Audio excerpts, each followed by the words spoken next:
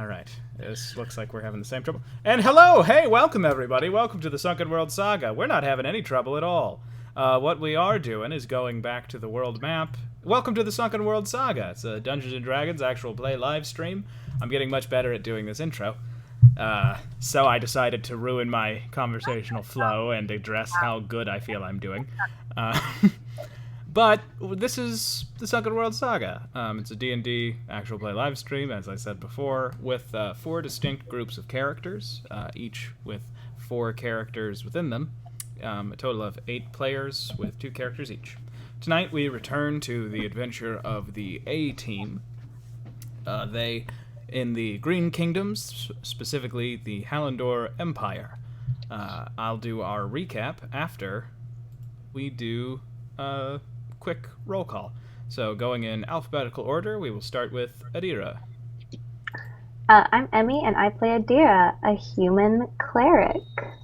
Ooh. No social security number this time. Good, thank you. Next up, we have Arden. I'm Logan. I play Arden. I'm a half-elf rogue, which is like the most basic kind of rogue. I mean, high elf rogue is pretty regular. Halfling rogue, too, but well, let's not get into semantics. I'm a half-elf rogue. You are indeed a half elf rogue. Next up, we have Ash.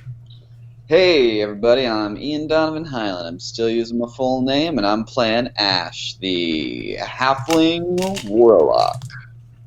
That's right, we got Ash. And rounding out with a AST, we've got Aster. I am Connor, and I am playing Aster Snowborn, the human... Oh god, what am I? Druid, sorry, forgot for a second. Yep. By the way, Aster has a lot more backstory on the bio page, so anytime on stream I click on Aster, the fans, the viewers, can pause the stream and be like, "He's what?" Sorry. No. I always, whenever it's anybody else, I'm just like, there they are, and now I go to their character sheet, and with Aster, I'm just like, come on, load, let me switch. But as I'm an I English said, major.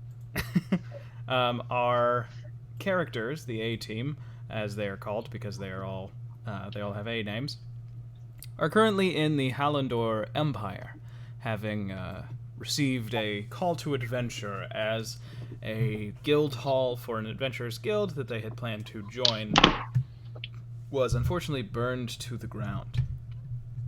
The magistrate of Equalinum, the town that this guild hall was located in, gave them a task to leave town, going after the assailant, but mainly to try and warn his daughter, who was a merchant who was traveling on the road that the scoundrel had taken. They came upon that merchant caravan at the moment of the attack, and while the wizard managed to slip away, they saved all the merchants except for one, who was carried off. Carried off, unfortunately, to be eaten, as the stories went. In the battle, a northern warrior, Tove, was knocked unconscious, and the party was aided by another northern warrior, Bruna the dwarf. I said warrior. Warrior, Bruna the dwarf. The next day after arrest, Tove agreed with some prompting from Aster to travel with them and take down Vignarvan, the cannibal wizard. They snuck up to the camp after a brief fight with a giant warthog and fought Vignarvan and some of his men. There was a horrible, fiery battle, but when it was over, a massive flame escaped from Vignarvan's lips, and Tove went to check on a friend who he said was the reason that he had been working with these men in the first place. The party followed Tove and came upon a fire giant whose blood and soul had been slowly consumed by Vignarvan day after day. He begged for an end to his suffering and was granted it by Aster. And not a moment after his last breath escaped, a horrible, horrible storm began overhead. And that's where we are. You all are in this pavilion with the body of a dead giant. And Tove, who is on his knees, weeping.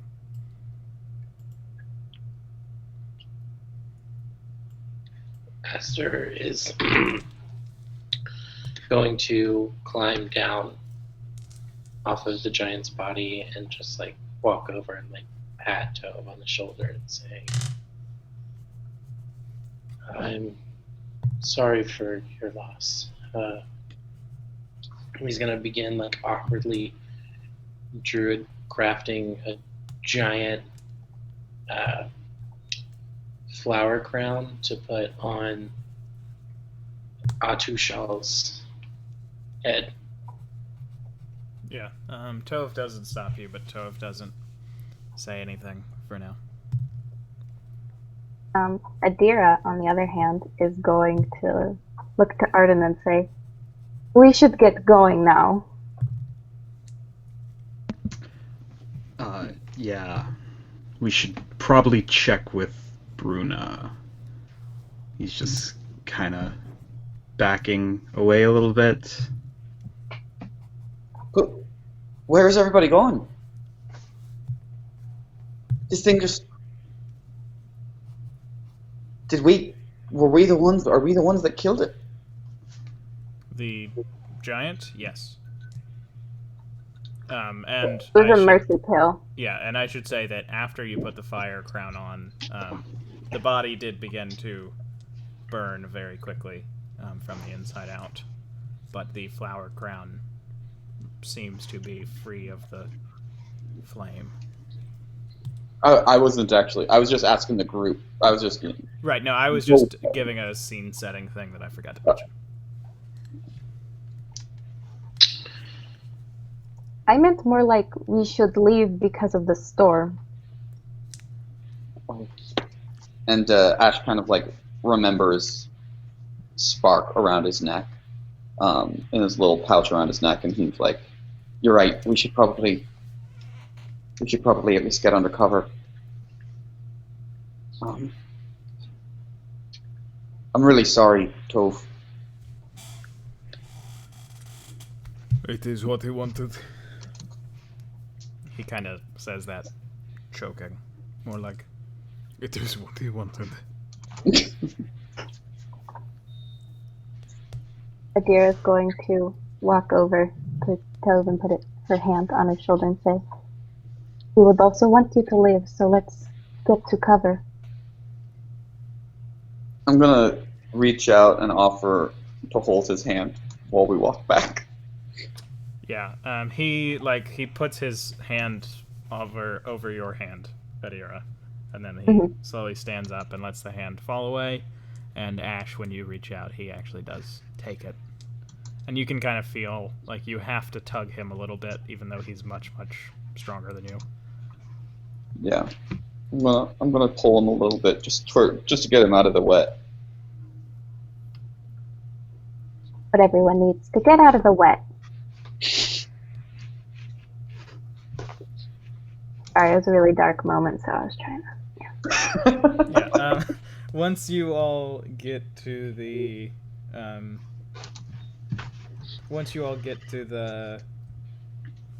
cave, like you're dry in there, but the thunder and the lightning and the winds just seem to be picking up.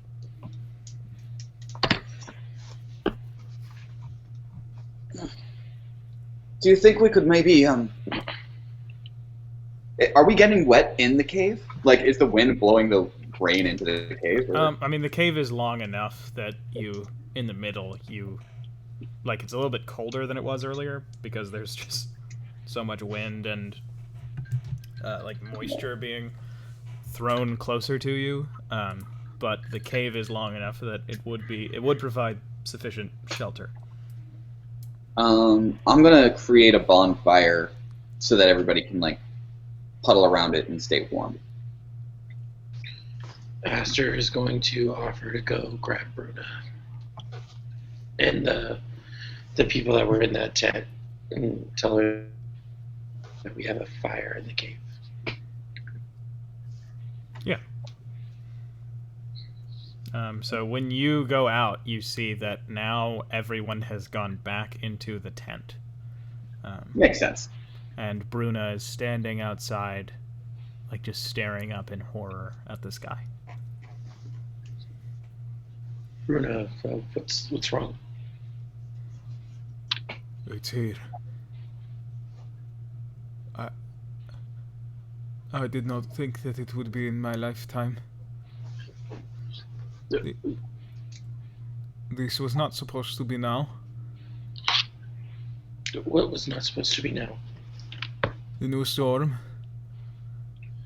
It was not supposed to come. I did not know if I ever believed in it. Did you say the? Sorry, did you say the new storm? Yes. You do not know of it, but you are from Yorn. No, I'm unaware. What? How? Where is that other man? Where is Toph? He's that's one reason why I was coming to get you. We have a fire set up in the cave. The cave, will it keep the winds away? The lightning, the thunder? Yeah, it's pretty long. Fine. Kind of thick shaft of a cave, if you will. Like throws the flaps of the tent open and shouts, "Everybody move!" Over the storm, and says, "We're going to that cave," and points at it. And they all begin quickly moving, taking like bedrolls and blankets, quickly making their way, and they join you all in the Can cave. I try and? Oh, never mind. I don't think I have it yet. Never mind. And Bruna just seems completely terrified. And like lightning strikes like here in the camp. And it is a big ass bolt.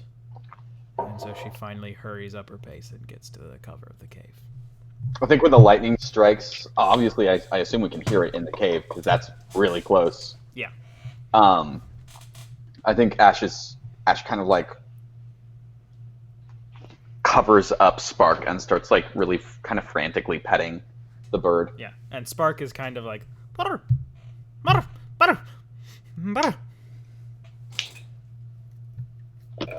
Bruno, now that we're in this safer area, you mentioned the new storm. What exactly is that? So she has come in and sort of at the opposite side of the fire from Tove, who's just been sitting and staring into the flames. She kind of puts her back to the wall and just sinks slowly to the ground. And you all sort of set up, I'm assuming, in the middle of the cave, because that would be the most middle point. Set up a camp. And basically from where you are, you can hear wind almost like fighting to get in from both sides of the cave openings. I'm gonna I kind of look around to everybody and I say, like, does anybody have any drapes or anything? Do we have anything we can set up to try and calm down the wind or block the wind off from us? A few of the prisoners stand up and are like, "We have blankets." All right, I'm gonna take out. I have like pittons and rope and stuff, so I'm gonna set that up and start like hammering in some pittons up. Well, I can't get very high, but I'm gonna hand my hammer and my pittons to Adira, who I think is the tallest amongst us, right? I don't remember how tall she is. Let me quickly check. I think that it's either her or Aster. Yeah, I'm 5'8". I am. Hold on. I don't know if I actually put a height on him. I would think Arden would be the tallest, but maybe he's not. Oh no, I'm 6 foot. Are you 6 foot? Okay. Okay, I'll hand some pittance to Arden, or to Ash, and some to Adira, and I'll Are you start. handing some to yourself? No, I'm gonna start. I'm gonna start picking some rope out, so that we can like tie some rope up and like string blankets and stuff to kind of block the wind, because the wind is kind of scaring Spark a little bit. Yeah. I think just Adira and Aster make survival checks. Okay. Hey. Wow, good choices. Oh. 25. Yeah. You all 15. manage to set up sort of like a buffer.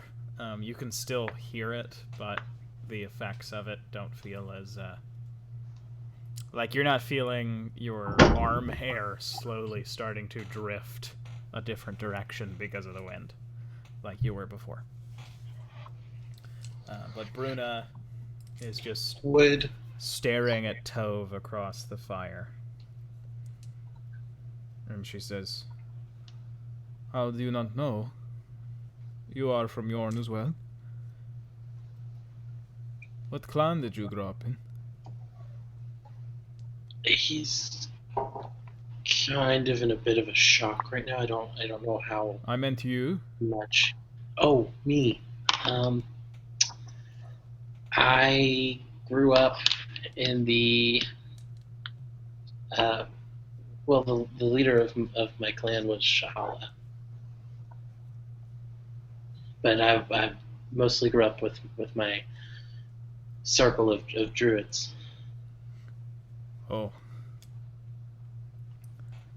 That explains it. Do you mind explaining this storm to those of us that didn't grow up in Yorn? It is the end of the world. Or the beginning of it. Wait, what? Stormbeard has died. He no longer controls the storm. They will come randomly, with no reason. Storms that usually would not be here will be here. What do you mean it's the end of the world? When the last of the giants die, Stormbeard will follow. And without his clouds to cover the world, the eternal dragon will find it.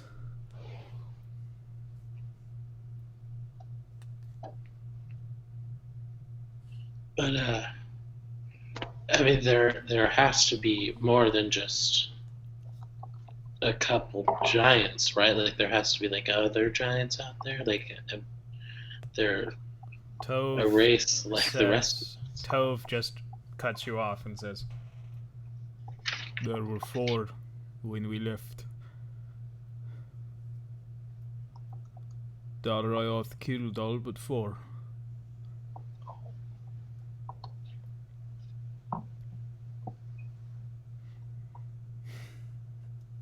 Ash is just looking back, and he's like so confused. He really does not understand what's going on.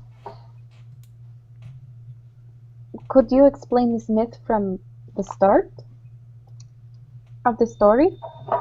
It's hard to understand. I'm not from Yorn myself. The world began," this is Bruno talking, "with mud. He was the first thing, the first being to exist. He shaped the world with his own body. Then he grew lonely, and from his thought came the Green Mother. She's the embodiment of plants, life, greenery. They loved each other, but the 2 of them were still lonely, and so the Green Mother created a sister, and Mud created a brother. Mud's brother was the Eternal Dragon. The Eternal Dragon hated that he was not the first. And so he vowed to destroy the world that Mud had created. And so the Green Mother and Mud had a child, Stormbeard. And he was the lord of all storms. He created the clouds to cover the earth, so that the eternal dragon in his long flight would be unable to find it. Now he will see it, and there is only a single hope that remains. What is that hope? The Night Wolf. He is one of Stormbeard and the sister of Green Mother, Sunhair. She and Stormbeard had several children. The youngest is the Night Wolf.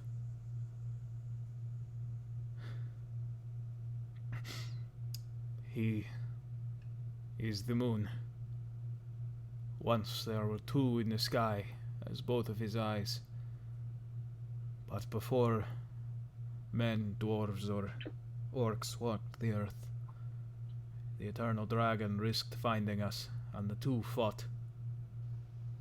And he carved the other eye from the Night Wolf.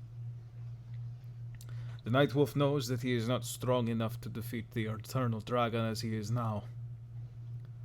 So someday soon now, the sun will go, because the Night Wolf will eat it. Then two will fight. And if the eternal dragon wins, life will stop forever. If the Night Wolf wins, our world will die with no sun to keep it going. But another will be born.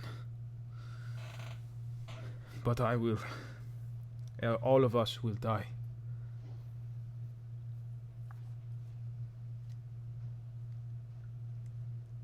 She seems very shaken.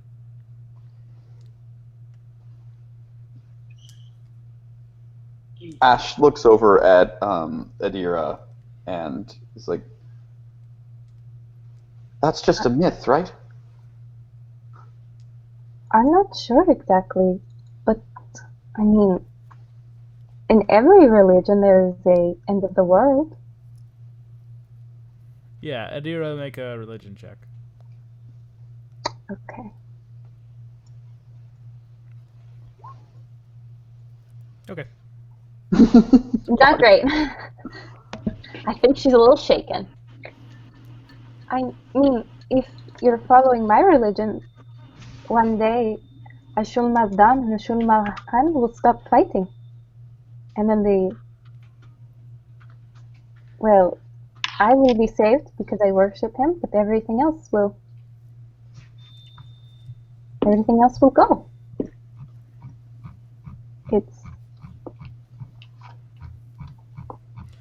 Bruna just looks up and says, "Maybe I should convert to your religion." Your end of the world sounds much better. I agree, it does. Well, I don't think there should be an end of the world, personally. Tove just continues staring into the fire. And Bruna is kind of giving him a hard eye. There must be something we could do. We could help this wolf. I do not know how that would be done. It is not really something that any of the druids ever spoke of. Adira is going to look over at Aster.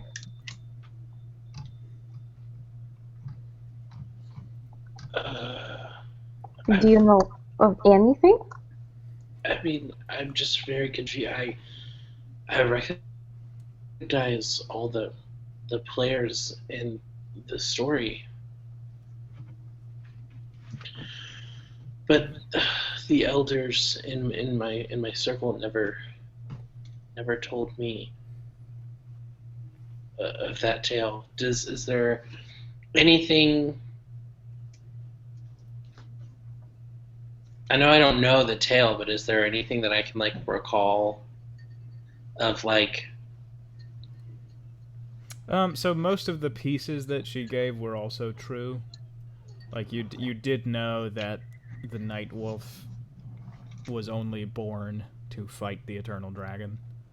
Yeah. Which is why he was given death, which is the worst attribute of worship in Yornish culture. And that he was going to eat the sun to fight the Eternal Dragon. You did not know anything about like the giant problem or the fact that the world would end either, well, whichever one won.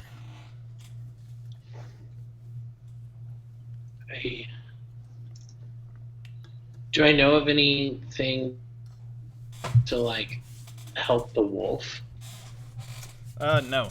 fight or something? You've never heard of anything like that. I just look back at Adir and I'm like, I don't know any of this. I don't know if I would have killed. And as he like says kill, he like looks at Tove and pauses and then says, I don't know what other word to say there. I don't know if I would have sent Atushal to the Night Wolf.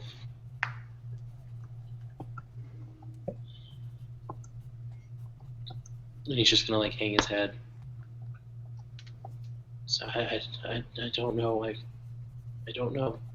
It's okay. A tear is gonna like fall out of his eye and hit the ground. Yeah. When it hits, Tove, still looking at that fire, just says, "You did not know. I did, but his care was my responsibility. I did not want to watch my friend suffer. I did not think that the other three would be dead."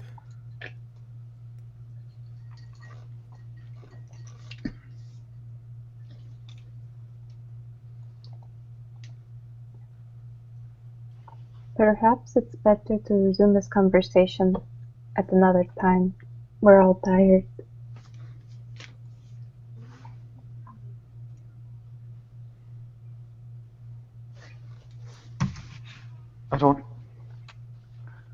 I think we should.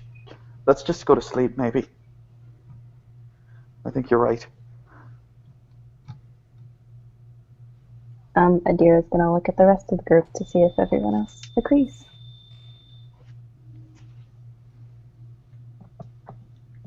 Yeah. Sounds good. No, I'm fine with that. Should we take watches? I can take first watch. I think Ash starts to set up his bedroll.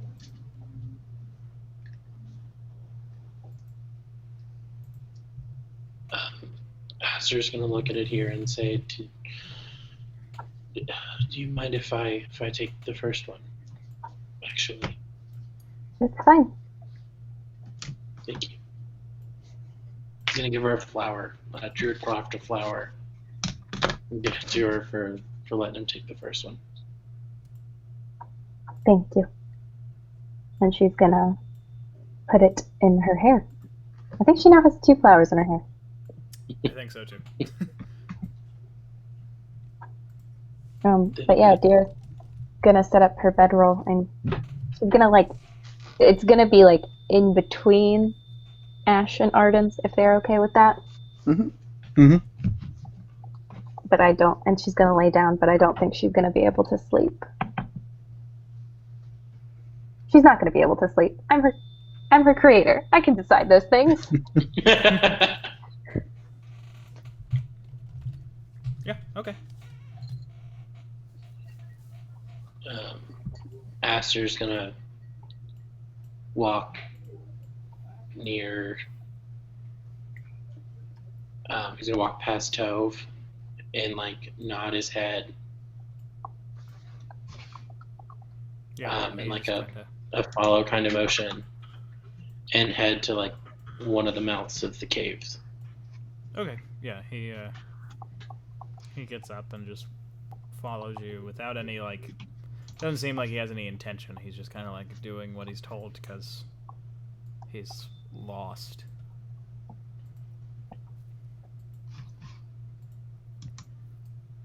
But he follows you. I'm gonna sit down and sit in silence for a second. Okay. And then, after a minute of Aster awkwardly fidgeting his hands, is gonna say, I don't know exactly what you're going through. I've never been in your situation, but I can I know that you're hurting, but you seem lost and like you don't really know what to do next. And he's like, so I'm gonna give you this note, and it's gonna write a note. It's gonna say, "Hey Shahala, it's me, Aster. This guy is really cool and nice. He's a hard worker. Really had my back out here. If you could look after him, I know it could be a big asset. I don't know, just some stuff like that. But he's not gonna like show it to Tove as he's writing it. He's gonna druid craft a flower and put it in it and then like wrap it up somehow. Well, I don't know, probably with another flower. And then hand it to Tove and say, if you head back to Yorn, give this to Shala. We're on pretty good terms. Yeah. Oh, all right. I will. I don't know what your plans are next. Neither do I. But thank you. And thank you for... And he, like, drops his eyes. Doing it. I could not have done it, I do not think.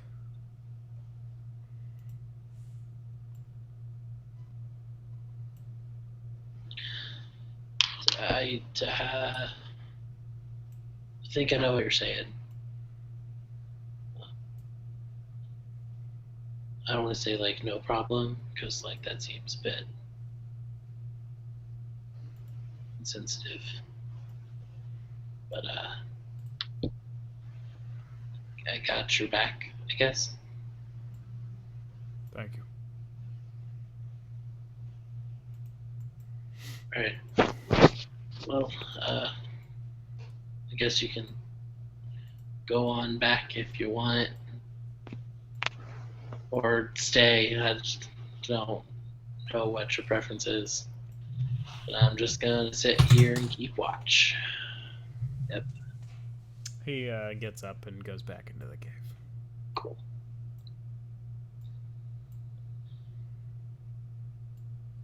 And your watch, make a perception check. I want to kind of keep an eye on the sky, and also I kind of want to sit after he leaves, positioned where I can see where Atusha was, if that's... Ooh, natural 20 for 24. Yeah, so... you know, sky is a hell zone. You notice that there are what looks to be several different storms coming together to make just the cloud, or the sky, covered in different storms of different types. You do manage to find an angle where you can kind of peer out of the cave and look up, and also see towards where Atusha was. Is that the part of the cave that you went towards? The part where Yeah. his pavilion was? Okay, yeah, you see that there is now a pile of ash where he was lying. Very, very large and long, with a flower crown fully intact towards the top. Just out of morbid curiosity, Aster is going to... Would I have anything that I could, like, put ashes in? I don't know what that would even consist of. It would depend on maybe Could one I of your take packs. one of my packs of seeds and, like, because I have two, like I think I have like a rose pack of seeds and like a sunflower pack of seeds, and then a variety pack. I don't really know what else to call it. Can I like take the roses and sunflowers and like put them in one pack? Yeah. And so I could have like an empty one? Yeah, I think you can. Okay, cool. And then I'm gonna go over and I'm gonna pick up some of the ash and like get like half a sack full. Okay, you get absolutely soaked making your way there, and the ash that you managed to scoop up is sort of clumped together because it is Okay. really, really wet, but you managed to get a fair amount. Okay. Cool. Would you say that we have our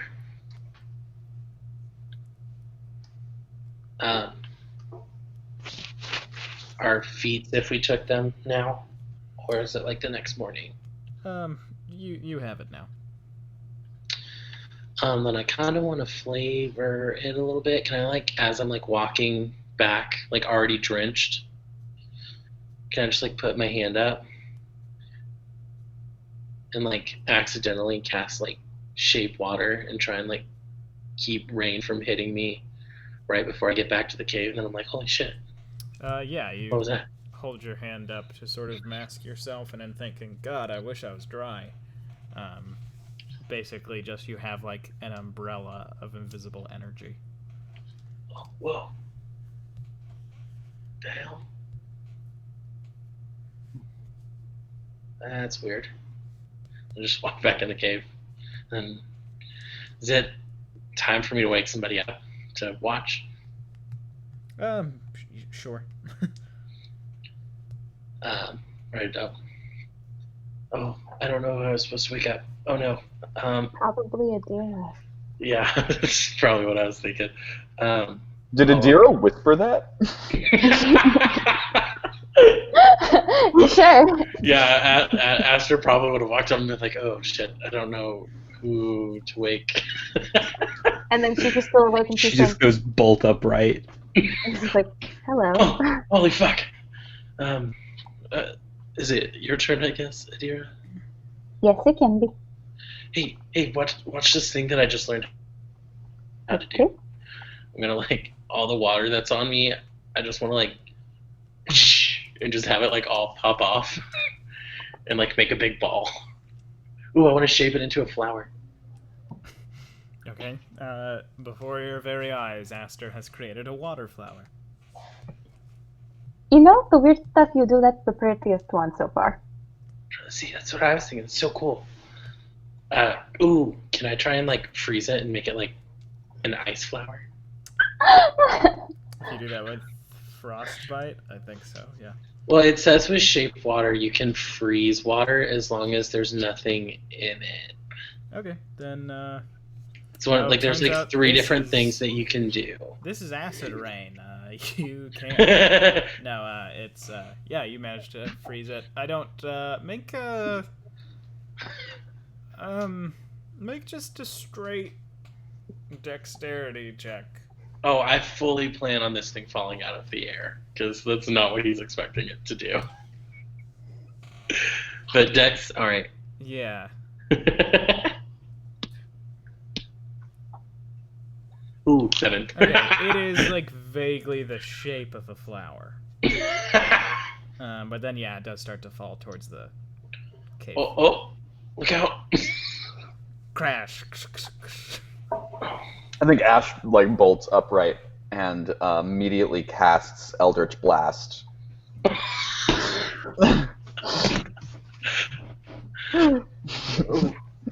Just My bad. You Uh. throw out your. You throw I'm not out aiming at anything. I'm just like ah! Yeah, a beam of force hits the ceiling. Let's roll for cave in. I'm just Which- joking. Oh no! I'm just joking around. Yeah, your energy hits the ceiling. What's going on? What was that? Is everything all right? Adira just pats Ash's shoulder and she's like, "It's all right. Go back to sleep." Okay. Okay. And he kind of just rubs his eyes and scoops Spark up that was like at his feet and just pulls him into his chest and kind of like cuddles into his slumber. Adira's going to then. Her eyes are gonna narrow and she's gonna look at Aster and say, "It was very cool, but also realize we have friends." Yeah, sorry. I didn't know it would do that. I thought it would still float. You That's should my fault. just get some sleep. It's a new thing. Sorry. It's okay. Just get some sleep. Yeah, sounds good. He's gonna say he's actually because he's tired and a little shaken after that. Gonna forget to warn Adira and just start turning into a dog. Why? He's such a monster. Do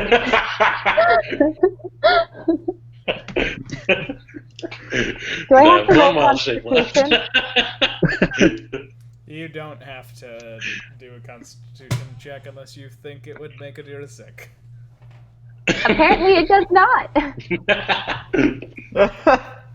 Yeah, no, you feel, and you know what, you feel like you're hardened to the next times that he does it, because you've seen it enough times now. It's been a long day.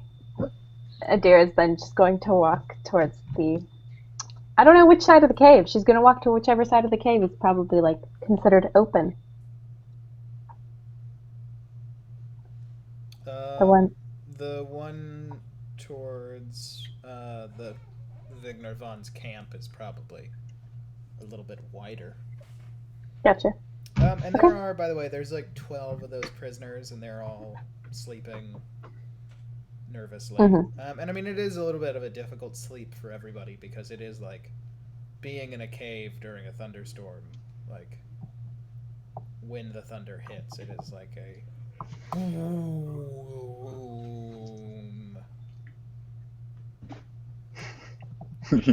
Understandable. Aster spins in a circle and then lays down as a dog. Yeah, and you're comfortable as a dog. Make a wisdom Adapted. saving throw. Aster, make a wisdom saving throw. Oh no, I don't have my thunder shirt on. I just rolled dice instead of actually rolling. 15. All right, you're fine in the thunderstorm.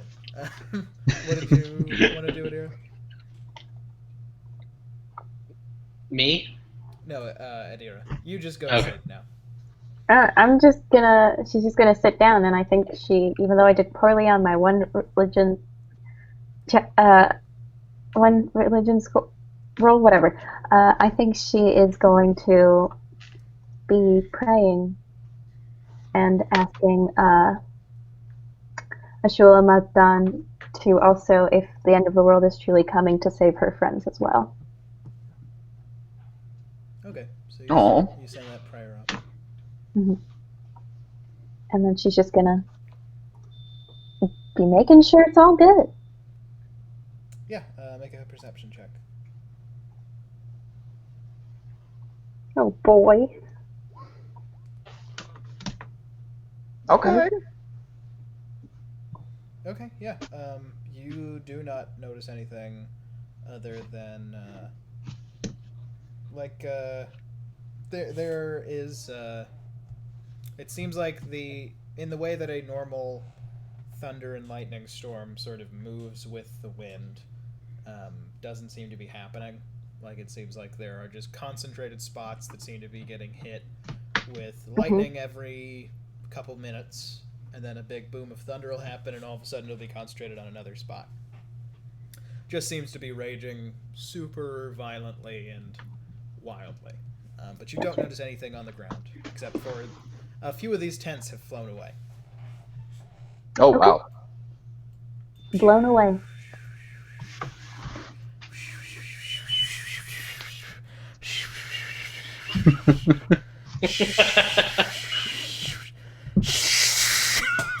That's fun. That's probably fun. The two people who are going to find this and watch it and be like, oh, this seems nice. I'm glad that no one's making this phonically uncomfortable for me. But that's about it for your shift. And it comes time for you to wake up the next person. I wake up whoever was the next person assigned. I'm not sure who that would be. I don't think we assigned past the first two. Yeah, we did Nope. it. So I'm just gonna wake up Arden. Arden went to bed. Like, oh, what? Watch, going to yes, watch. yes. Did you see anything? Is it good? No, several tents got blown away. Oh, the horror, of course. Yes, The it's tents terrible. got blown away, and he gets up and goes to do his watch. Oh, that happened on my watch. Such a dick. Love it. Yeah, Arden, you go. And Adira, do you find sleep now that you've prayed? I think she's like in and out of sleep. It's fixed. Yeah, I'll say that you feel almost a newfound sense of calm, almost Okay. externally. Coolio beans. That's it for my watch. And Arden, would you like to make a perception check to see if you see Yes. 15. Those tents are suddenly alive and are coming to attack you. No, there's nothing going on. It's more of this. It's the same as I described earlier, with random cluster events seemingly happening in the storm that wouldn't normally happen in a normal storm.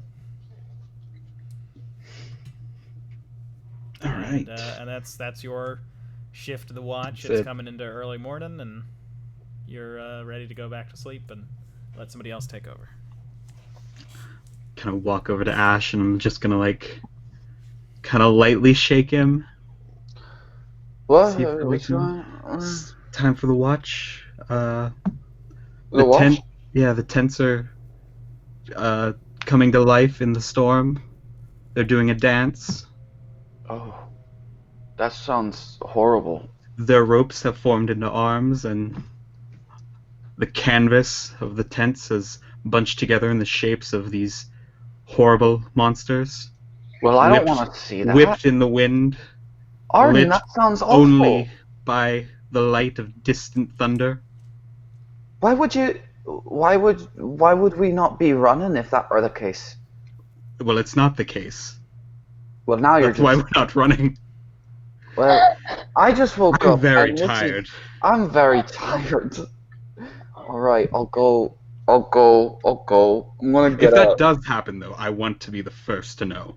If that does happen, I'm gonna be running the other way screaming. So I think just keep your ears perked, I suppose. Oh, I'm gonna get up. I'm gonna very gently. I'm gonna like look at the three of them and hold Spark out because I don't want Spark to get wet. And so I kind of look over at Aster, and I'm immediately like, no. And then I look over at Arden, who's still awake, and I'm like, I kind of like, can I like roll for Spark to see who Spark wants to hang out with? I mean, I can just tell you. Yeah, go ahead. Oh yeah, it's Adira. absolutely. So I just kind of like, since Adira's asleep, I kind of like gesture for Arden if Arden wants to take Spark, and Spark just kind of like coughs and like scuttles Arden up wants my to arm. when you do that, Arden wants to gesture to Spark. And Spark sort of does the like when ducks like wiggle backwards. He does that into you, into your chest, Ash. and then I'm like, all right, that makes sense. And I'm gonna just go ahead and gently like put him into Adira's little crook wherever she's sleeping. Yeah, and you then- see him just sort of go "Eh," and like loaf down. This is fine. This is a good choice. And yeah, and then I'll go take my watch. Okay, perception check, please. Okay. Yup. Okay. You sit for a little bit, and then you kind of feel like you're kind of like losing focus, and then there's this big crash of thunder, and you feel like you hear someone, almost like someone has left the cave while you weren't looking, like just walked right past you while you weren't looking. Oh my goodness. I'm gonna like kind of jump up and look around and see if there are like any tracks or anything that I can see. Like looking outside of the cave. Yeah. Okay. You Wait, actually like just- they went into the cave or they went out of the cave? they went out of the cave. Yeah, I'm gonna look out of the cave, and I have the Devil's Sight, so I have dark vision, even through magical darkness for 120 feet. Okay, cool. Yeah, you see Tove and Bruna having a conversation. Can I sneak up to them? You can make a stealth check. They are sort of both of them standing the least imposing you've ever seen either of them, like neither of them wearing armor, neither of them with weapons. Yeah, I want to sneak up and see if I can hear what they're talking about. Yeah, okay, make a stealth check. Okay, that's not bad. You creep up, oh wait, actually roll with advantage, sorry. I'll just roll a second. It is raining. Okay, the 15. So you creep up and sort of hide behind one of these tent poles. And when you hear them, basically, she's just saying, "So what are you going to do? Are you going to... You don't have anywhere to return to? That it doesn't sound like you were really... You had a clan." And he just says, "I did not. We gave that up when we promised the giants our protection. Now I am lost and I have no purpose. Till you could return with me to the Talrung. If this is going to be the end, I would want to warn and keep my family, my clan safe. Would you have me? Would they need a clanless coward?" I would be happy for the company on the road home, if you wanted to travel with a dwarf who was willing to kill you, I think that I would be. What of them? Ash is just he's like whispering to himself, kiss, kiss.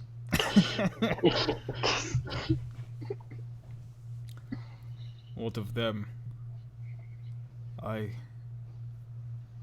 owe them thanks for doing the deed and making him feel whole for a moment before he was gone. Perhaps I could give them a reward if they traveled north with us. I could offer them that. Ash's ears immediately perk up at reward. I would be in your debt. And she kind of smiles up at him. And he says, I suppose I am a errant warrior. And you are welcoming me to have a new purpose. So I would be in your debt, my lady. And she stops smiling and says, none of that. Now, you should sleep. And he kind of drops his head and he starts walking back. Ash, he'll probably see you. I'm gonna, as I see them walking back, I'm gonna use my newfound extra 5 feet of movement to try and get back inside. Alright, make another 2 stealth checks. I mean, with advantage. Stealth check with advantage. Oh! Natural 20. Alright, Ash, you I get took his pocket on the way. you get back so quickly that you are able to pat your clothes sort of dry. I'll cast Prestidigitation on myself once I know I'm out of sight. Yeah. So it dries myself completely. And you see the 2 of them walking back, and they clock that you are aware of them this time. Hey there. How are you guys doing? Why are you all wet? Do you need a hand? I'm going to cast Prestidigitation and dry them off. I think that spell can do that, right? It can, yeah. Yeah. I'll cast Prestidigitation before I get an answer and dry them off. Yeah, both of them just respond with, like, shock. Huh! What did you do, boy? Well, you were wet. I didn't want you to catch a cold. We'll say something next time. Don't just do that. Oh, right. Fair. Well, you're welcome. Had something to discuss. We do? No. What might that be? Tove and I had something to discuss. Oh, well, that's less exciting for me. How was the rain? Everything good? Tove looks down at you and kind of raises an eyebrow and just says, "Wet?" That is generally how it is, isn't it? He nods and he walks past you. Bruna staying in place. Well, Bruno, what do you think? What are you gonna do from now? I think that I am going to return north to my family. Really? Yes. I was wondering if you and your companions might be willing to go with me part of the way. Oh, I mean, I don't know if we really had anything set in stone, so I'll ask them tomorrow if you'd like, when everybody wakes up. That would be...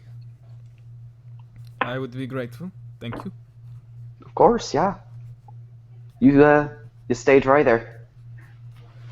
I will. I don't want any little halflings to be casting spells on me without my permission. Well then, we are infamously hospitable, so don't you be getting wet now. Yes, and I can see why it is infamous instead of famous. And she just keeps walking.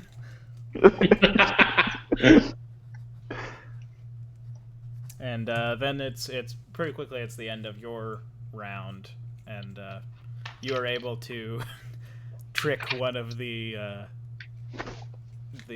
survivors into watching for absolutely. an hour as you take an extra little nap, and Honest- Spark is when you come back, Spark like feels you and wakes up. And I'll gently scoop him out of Adira so that as gentle as possible, so I don't wake her. And She's a heavy sleeper. She's snoring. I'll take him out to the edge of the where like there are fewer people. Yeah. And I'll cast bonfire one more time, and I'm just gonna sit in the bonfire with him. Yeah. And something really strange starts to happen in the fire. Oh. You feel Spark in your hands, like as you are setting him down in it in front of you. You feel him start to get bigger. Spark. And those 3 colored feathers are suddenly a little bit smaller, and it seems like they've divided into more feathers, and a few more start to sprout. Like there will be a flame that seems to be like crossing over him and like flickering on his back, sort of. And then when that flame sort of ebbs away, it's been replaced by feathers in sort of that shape. Cool. And so he's kind of got like a more like, I'm assuming he's got a little bit more like reds and oranges to his plumage. Red, orange, and yellow seem to be. Specifically, he still is not completely feathered. But like his chest and stomach seem to be yellow, and then his head seems to be red, and his wings seem to be red and orange. Oh. And like the back is mostly red. Spark, what happened? What just happened?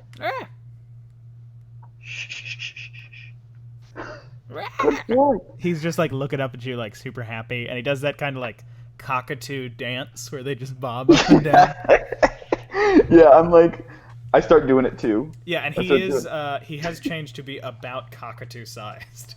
Yeah, awesome, perfect. Yeah, I think we're both just in a corner doing the cockatoo dance together, both in a bonfire.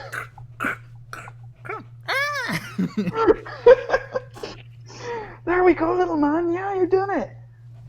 All right, come on. We gotta go back to bed before somebody wakes up and sees us. He looks down at the fire, and then he looks up and twists his head at you. Come on, you know that we can't do that right here for too long.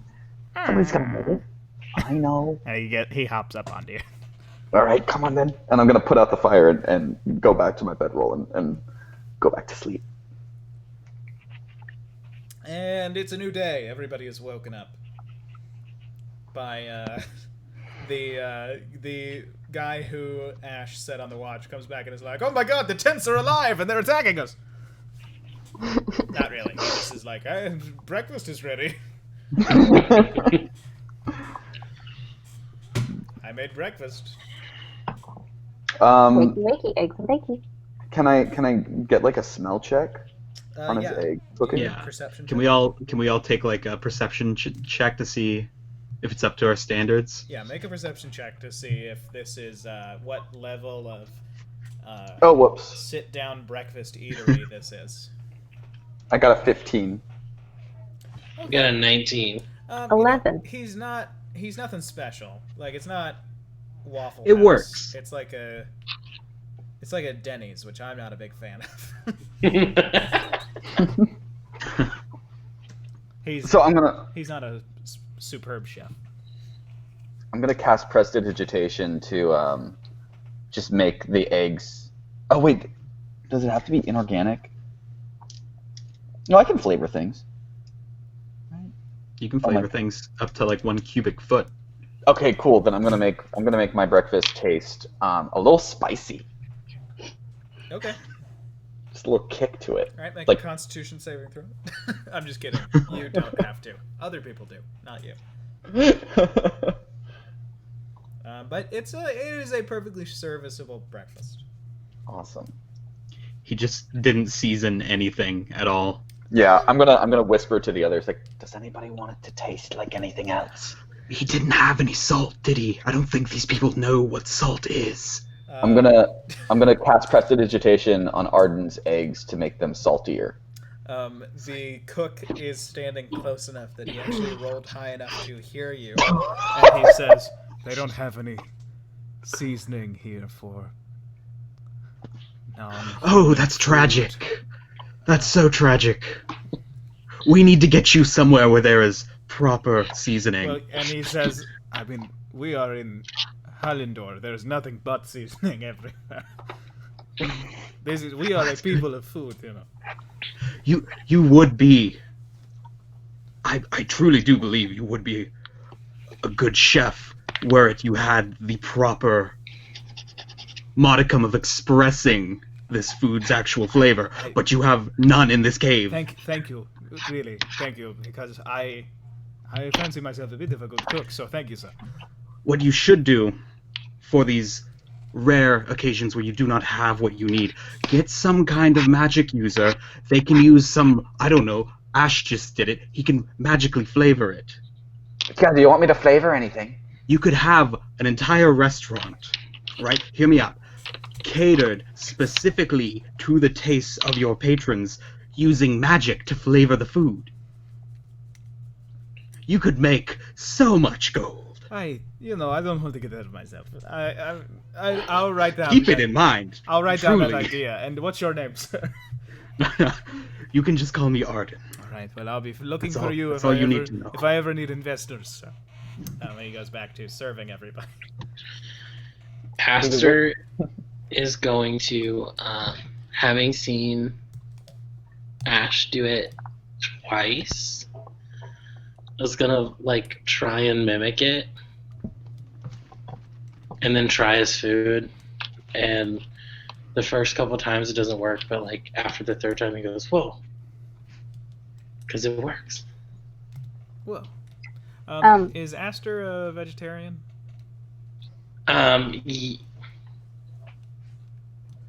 Beast Boy rules, or what's the deal? Oh, I didn't think about that, but you know what? I'm gonna say yes. Okay. Then you have. But he'll eat eggs. He won't eat it. He's a. Is that a Vegetarian? pescatarian? You have eggs. I mean, Which one's the one where you eat fish and eggs? Is that just I regular have- vegetarian?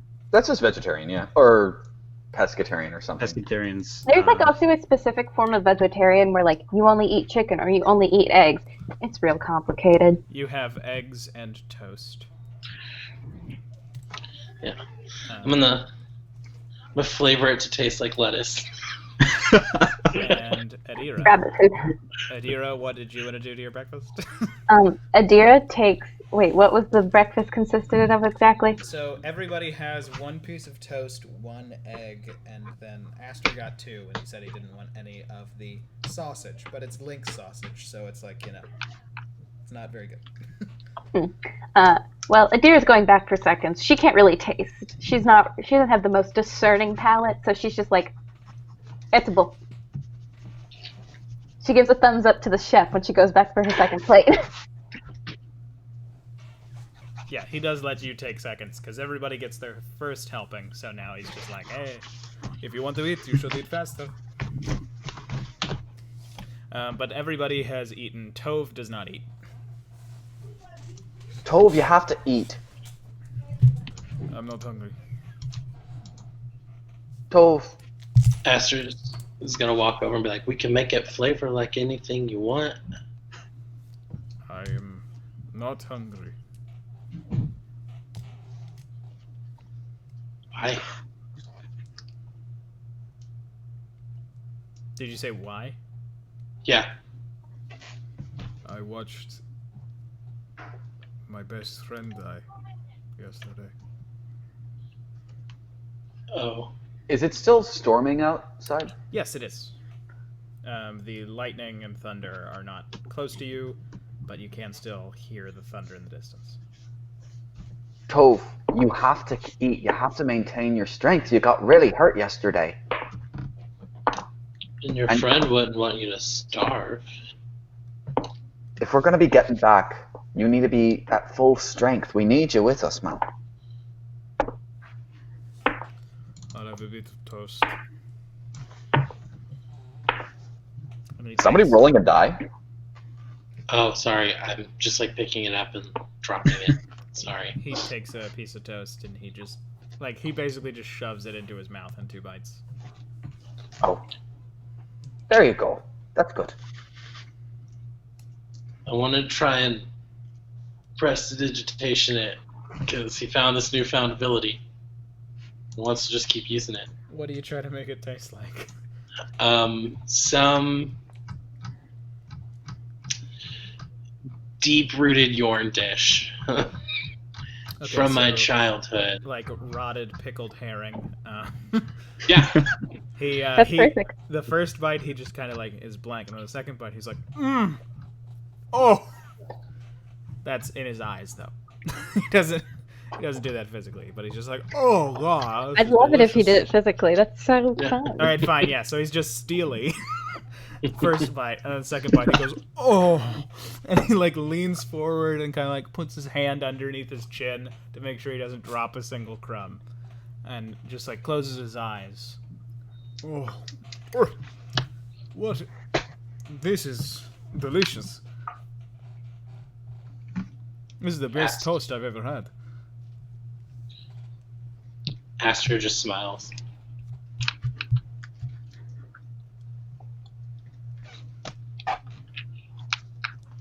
Adira just looks at his response and she says, I think that was a little much. It's toast. Mm-hmm. All right. Cannot explain it. No, she says it to herself. I'm sorry. Okay. By this point, you just hear, right?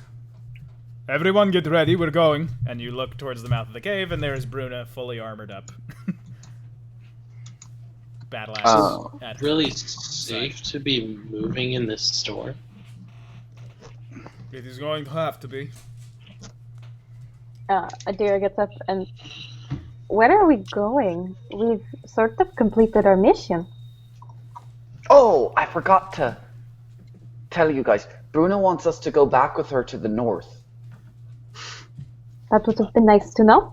I'm okay with it. Yeah, I am too. Although I do need to stop back in that town. I kind of made a purchase that was going to need like a day or two. Oh, right. Forgot about that. I need to say thanks to Claudia and finish our arrangement. Yeah, we should also let her father know that she's not dead. Yes. That was a big thing. Oh no. We kind of left Biscuit and Charlie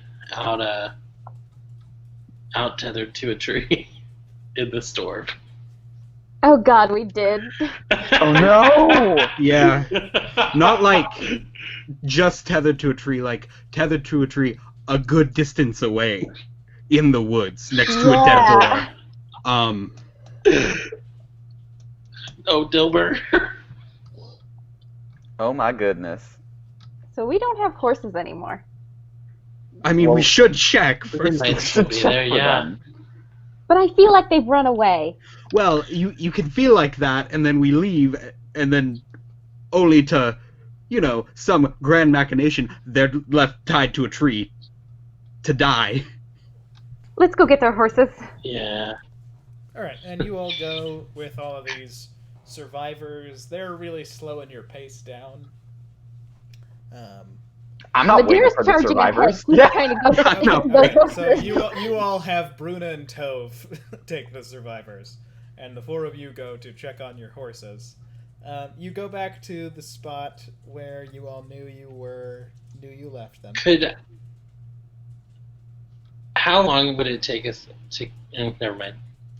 It takes you about an hour, but you managed to Ooh. make it, and it is raining still, and it's still windy. And you sort of go through the little bit of brush that covered the sort of alcove of trees that you tied them in, and you see that Charlie and Biscuit are both laying down. in the grass right next to each other. Are they dead? They're pressed up against a tree. They're both alive. Oh my god. Thank God. Aster Can't we runs Aster, out. speak to them. Aster is gonna take 10 minutes to ritualistically cast Speak with Animals. While he's doing that, Ash is just gently petting Yeah, Charlie. They seem oddly calm.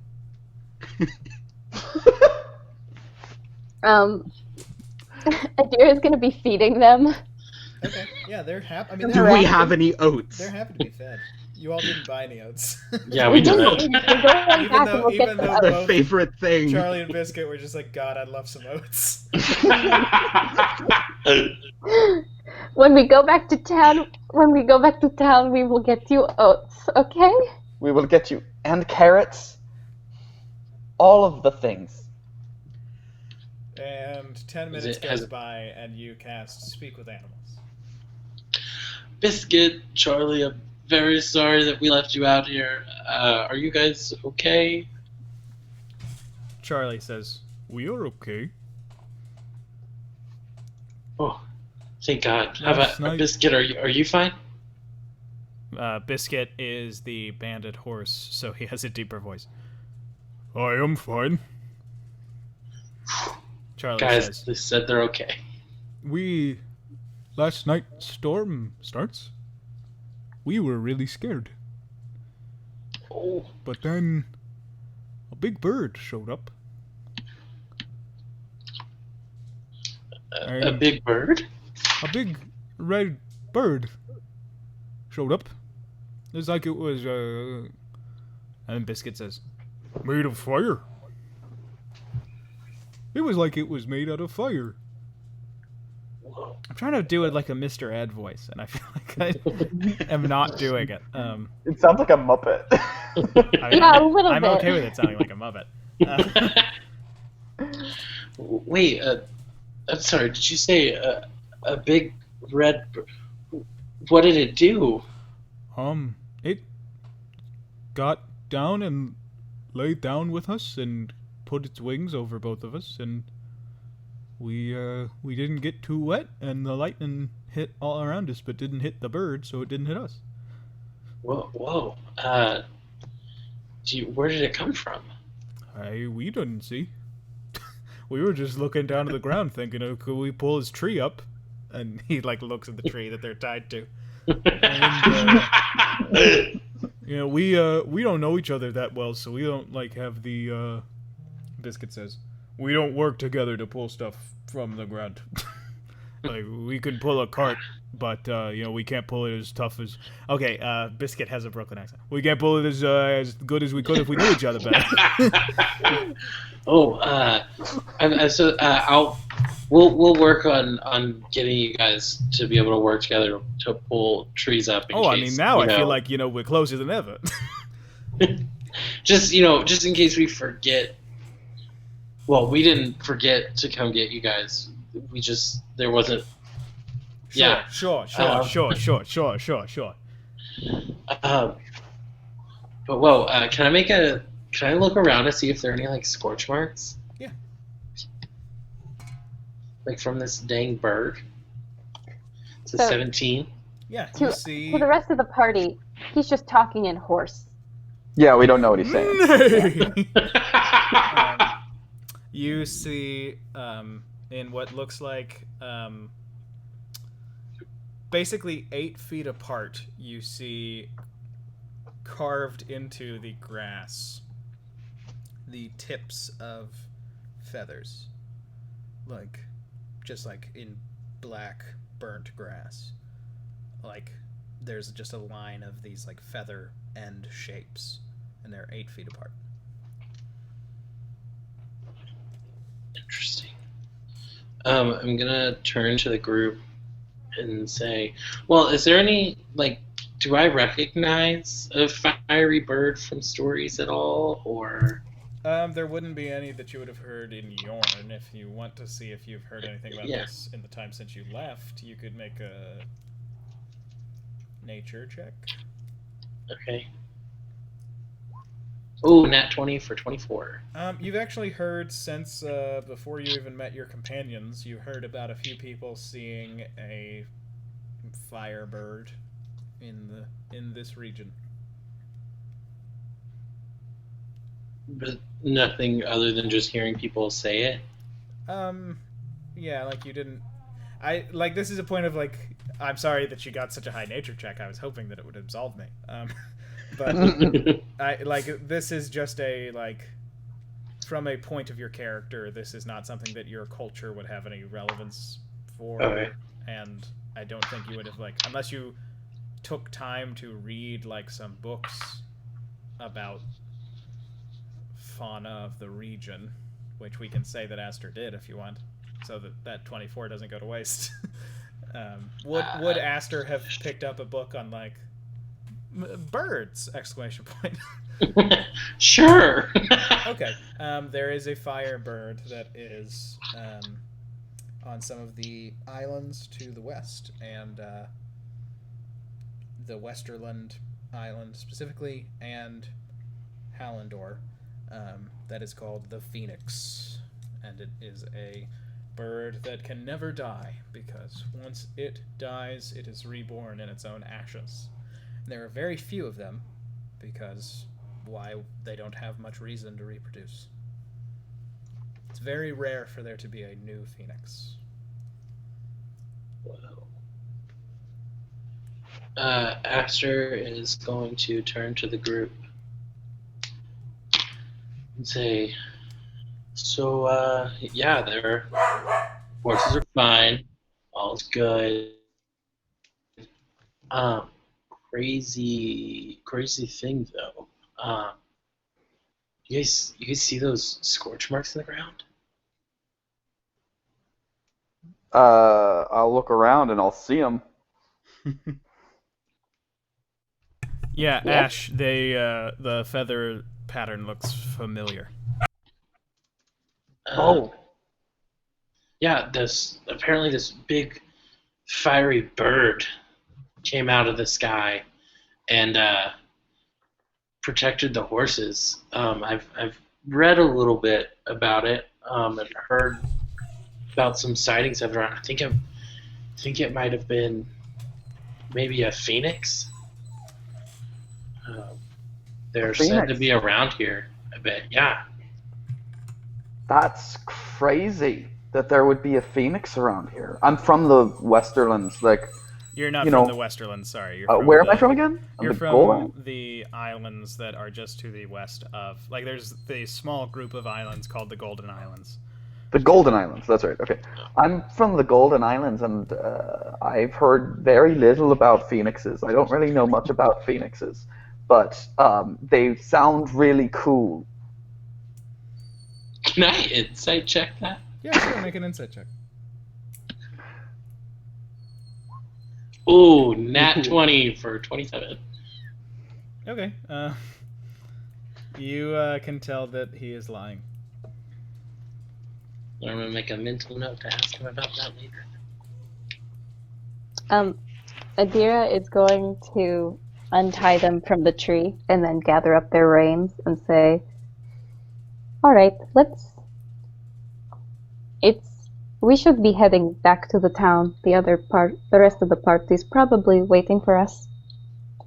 Oh, yeah, we should totally be heading back to the town. I'll go ahead and make sure we didn't forget anything. And I'm gonna look around and see if I can find anything left over by the Phoenix. Make a perception check. Okay.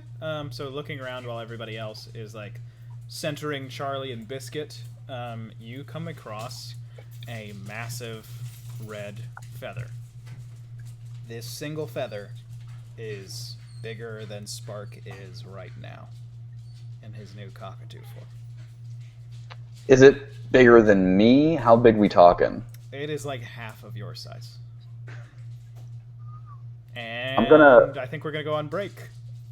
Okay. Right there. I'm sorry. Oh, can I do a quick thing? Do your quick thing. I'm sorry. I didn't mean to interrupt so Oh, abruptly. no. I'm gonna take the feather and Never mind. I'm not gonna do the thing. I thought second. I had second thoughts. Okay, then we're gonna go on our break right now, and we will be back at, let's say, 7:38. Okay, cool. That's 9 minutes. Sounds good. Okay, I am actually gonna go on mute here for a second. So if you are watching, I'm gonna put in the chat that we will be when we'll be back, and when I am back and ready to talk, I'll try and fill some time. If anybody else would like to fill their own time, go ahead. Don't say anything untoward. Oh man, but I was gonna say all the untoward things. I'm gonna be right back. Is anybody else super curious about Ash's freaking bird? I hope that everybody's curious. Very curious.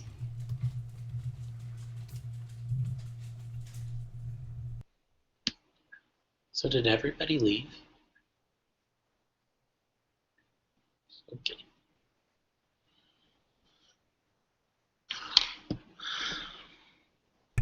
Why don't you talk about Aster's sort of like view on the world and maybe how he's feeling right now, like about this storm that for some reason he didn't know was coming?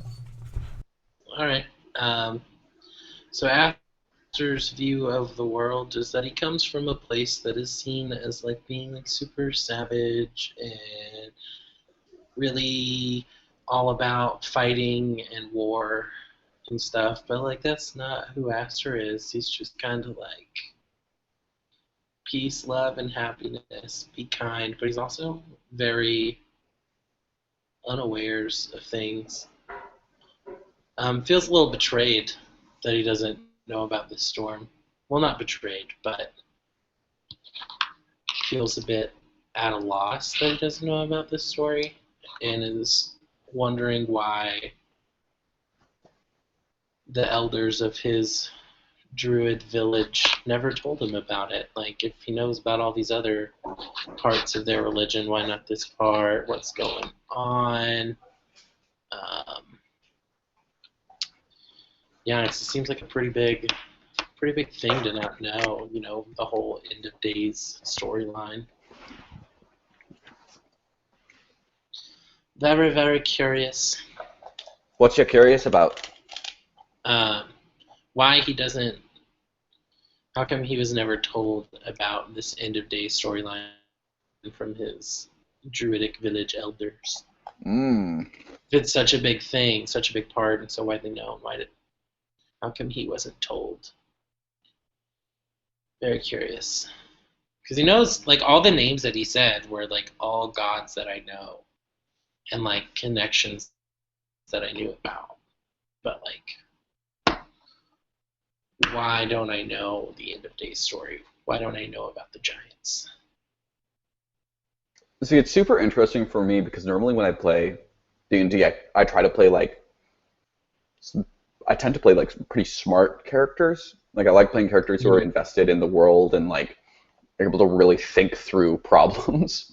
But Ash is like, he's not like a moron. He's just genuinely not educated. Like he grew up on the streets.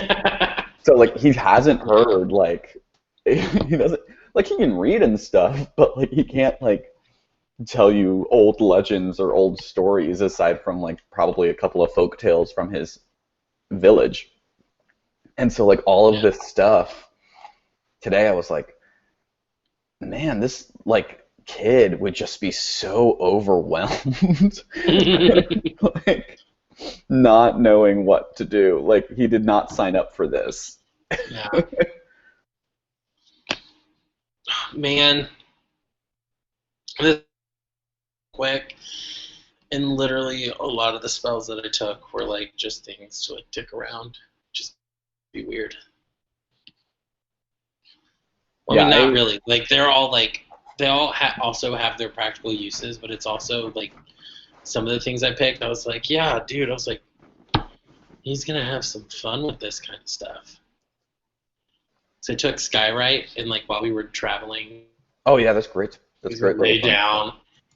in the back of the cart and just like make messages in the sky. You say like, "Hey, Adira."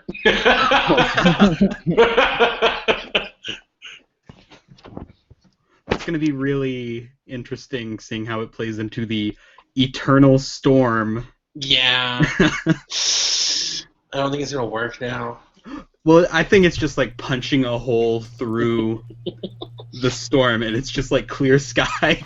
So it stands out way more. You could just write over and over and over again, just scribbling until the sky is filled with clouds and covered from the sight of the eternal dragon. I've Well, been it is away. a concentration spell, so. I have a question. During the storm, did any of us hear just a young man absorb a bunch of lightning energy? Due to the Hundreds timeline, of miles away. Due to the timeline, perhaps several people absorbed some lightning energy. Whoa. Ooh! Was that a sneak peek for the next Lions Hope game? Could be. Ah! Oh no. Could also be an explanation of something that happened at the end of Team 1's last session. Mm. Ooh. I would love it if this stream became popular enough that we could have like a Q&A, but it would end up just being you all asking me questions because I poorly explained something. Hey, that's a thing. We should just do it anyway. Yeah, I think that would be fun. Day after podcast. Oh my gosh, that would be hilarious. Like every group, like the entire groups get together. No, we all have to watch the Monday stream, or the Wednesday stream, depending. And we watch the other group, and then we have to ask Ben about what happened.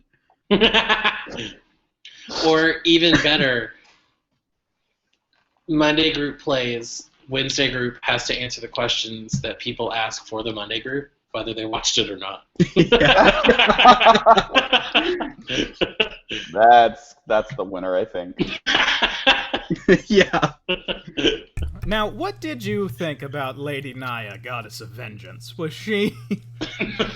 Did you pick up on some subtle signals about...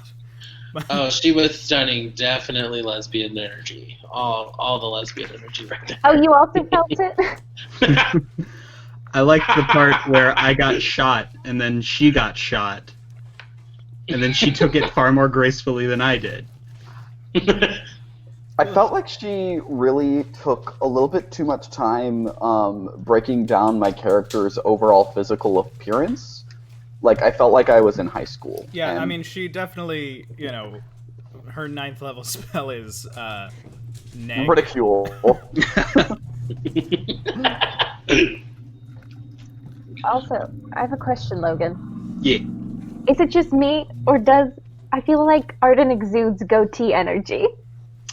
If he could properly grow a goatee, I think he would get one because he thinks it's cool, not because it is. I mean, he thinks he's a musketeer, isn't he? Yeah, he's very much like Musketeer in a lot of ways, but I just don't think I'd it would. also like to let our listeners know that I think goatees are cool. I think they are. I just don't think he'd have like a scraggly middle schooler mustache, Oh god. and like the worst like soul patch of a goatee that he would try to claim as like a good goatee, and then he would catch like a mirror glimpse of himself, and he would just be disgusted, and he would shave it immediately. He's so vain.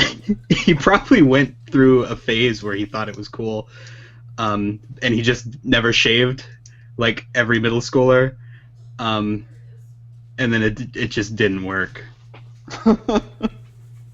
Eventually, someone like had the heart to tell him, like, "Dude, that doesn't look good." It's just not good.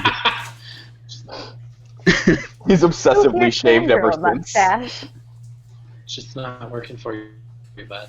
Sorry. It's our party. We have to tell you that.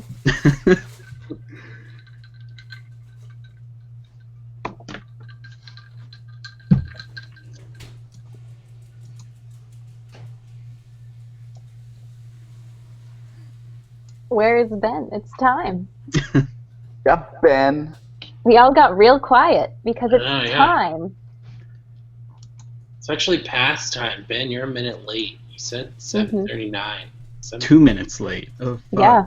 He actually said 7:38 because we stopped at 7:29. Oh. Alrighty, I'm sitting down once more. I don't know what you all were just saying, so I hope that it wasn't We were anything bullying you. untoward. Oh no. The genuine surprise in your voice really made that fucking hilarious. No, we were just calling you late. Oh, well, alright. Well, don't call me late to dinner. Oh, wait, that doesn't really make sense. Well, my name is Late for Dinner. I just changed it to Ben Collins for SAG purposes, despite the fact that the driver on Top Gear was named Ben Collins. Okay, welcome back to Sunken World Saga. We're back in the game time now. Ash has just found a big old red feather. And Charlie and Biscuit are up and at 'em, and they can be taken to your cart. I'm gonna tuck that feather in my shirt. Hide it from everyone else. Adira's not paying attention. She's just making sure Charlie and Biscuit are well attached to the cart, and she's gonna get into the driver's seat. Aster gets in the back of the cart and he's gonna do the shaped water thing to make the umbrella on top of his head.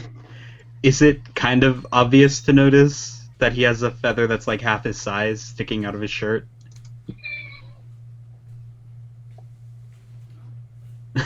Like, is it well hidden? Is Ash's feather like? Should I roll sleight of hand? I guess, yeah. Alright, let's see. I'm pretty good at that, unless I'm not. Unless I'm not. I'm very good at that. Yeah, if you want to make a computing perception check, I don't. It's not gonna make it, but like, no, I see nothing wrong. It blends in perfectly with Ash's hair, and no one's the wiser. I just look at it and I think it's sparks, and I'm like, oh, it's fine. It's good. Bird. He has that giant feather, right? Yeah. Yeah, feathers, bird. It's fine. So when you all manage to get Charlie and Biscuit going and get them right back on the path, by the time that it takes for you to sort of Oh, bless you. Bless you. Loop them out. Yeah, I had dad sneeze. By the time that you all can loop them out, Bruna and Tove come up with all of the survivors from the camp. You may all look very excited about this cart. How many people can we carry in this cart? You can probably fit about 8. I'm actually going to... Oh, how many people do we have? There are 12 survivors. You all, Tove, and Bruna. Is that 8 counting us? Biscuit, man. It would fit 8 total, not barring the 3 people that can fit at the driver's seat. So I guess. So there are 4 of us, Tove and Bruna, and then 12 survivors, so that's 18. Well, I kind of count as half, so. That's true. Yeah, I'm thinking that Adira sort of looks at Ash, and then she sort of gestures towards Charlie. Oh yeah, I'll write on Charlie. Yeah. Yeah. If I were to... Let me pull something up real quick. Could I potentially... So I took the spell Conjure Animals, and I can summon 8 beasts of 1/4 or lower. Would giant owls be able to carry anybody? You know, I thought you were gonna wild I was shape thinking into a horse. Yeah. I think that a giant owl would be able to carry a person. Well then, I think I'm going to. There would be. Yeah, I'm gonna burn a 3rd level spell. Oof. Pretty Wait, sure burn. it's, yeah. I have a question. How many people does a giant owl carry? Because we have, if there are 8 people in the cart, including Adira and Arden, and then Ash is riding Charlie, that's still 9 other people. I think a giant owl can carry like 2 people. That sounds One on top, and it's clutching the other in the talons. Unless any of them are like tiny. 2 of them are children. Oh no! They get the owl. But I can also summon. I can summon 8 of them. So even if we have 10, 9. so if we have 18 people, then I could also still wild shape into an animal because my concentration spells would stay after I shape and I wild shape, and they both last for an hour. So that could get us an hour of movement. Yeah. How far out are we? You are about 7 hours from Equality. Oh my god, That's far. Wait, is that But, like- 7 hours with flying or just 7 hours? 7 hours total. As the giant Um, owl flies, you're probably, 2 hours away. Adira instructs the 2 children to get onto Biscuit. I don't know how to ride. Lay down. You're not going to be riding him per se. He'll more so just be walking and he's carrying you. Oh. I don't know Hey, if that's safe. Hey, guys, if you think it's scary, it's totally not scary. Look, I'm on it. I'm on Charlie. Adira, make a persuasion check with advantage from Ash.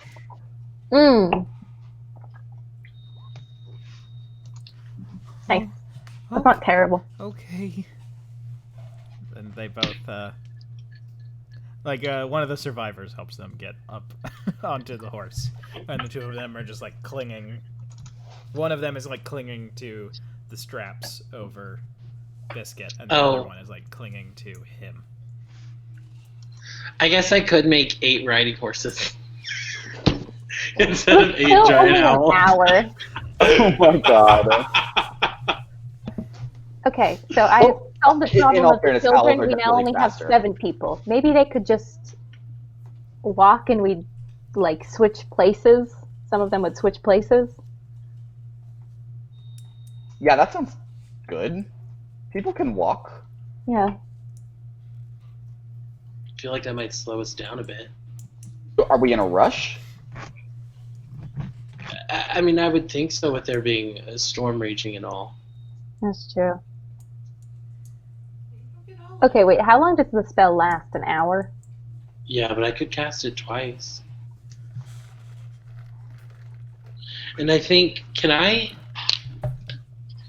you expend a wild shape to gain another spell level back or something like that? Is No, that you something can't that do you can anything like that. Oh, I could stay and be shaped for 2 hours. So I could do that twice. Something. I think it's just I don't. better I can- off to swap. Yeah. We're spending too much time on this riddle. There's 7 hours if we're locked in at an hour for a significant group. Whatever I animal don't you think call I don't would think it need makes to be very much of a fast. difference. Well, I could cast the conjure animals and they could send, Okay, hold on. the 12 people all the way to town and then we could just ride in the cart. Almighty DM. Oh, well, no, that would only last for 1 hour. Yeah, it's 2 hours, but if you wanted to, you could become like, just to keep us at a steady clip here. You could maybe be like, I'm gonna wild shape into a mouse, get on top of one of the owls, ride with them. My owls land. I conjure more owls after I become myself again. Wild shape back into a mouse, ride those owls to town, and then you wait for your companions. That would be if you wanted to get these people to town as quickly as possible. That is the. And you could just take whoever's like injured or anything. Yeah, take the injured and let the rest of them come with us. Okay, I'll do that. Good luck, guys. I conjure the 8 owls, the 8 giant owls. And I guess, and then I'll wild shape into a mouse, and then I guess we. Yep. Before I leave, gonna give a flower to each of my companions that I'm leaving behind, in case I die. Fly off. Yeah, you all receive your flowers. I think the more likely event is that we're without our druid and then we're in trouble. Yeah. Now, I'm going to ask what we're all thinking. How big are these owls? Yeah, how big is a giant How big owl? are these owls? It says that they are large beasts. They're like, imagine if a crocodile was a bird. Nope. That's about their size. Like if a crocodile was standing just on its 2 back feet, but its 2 back feet were a little bit bigger.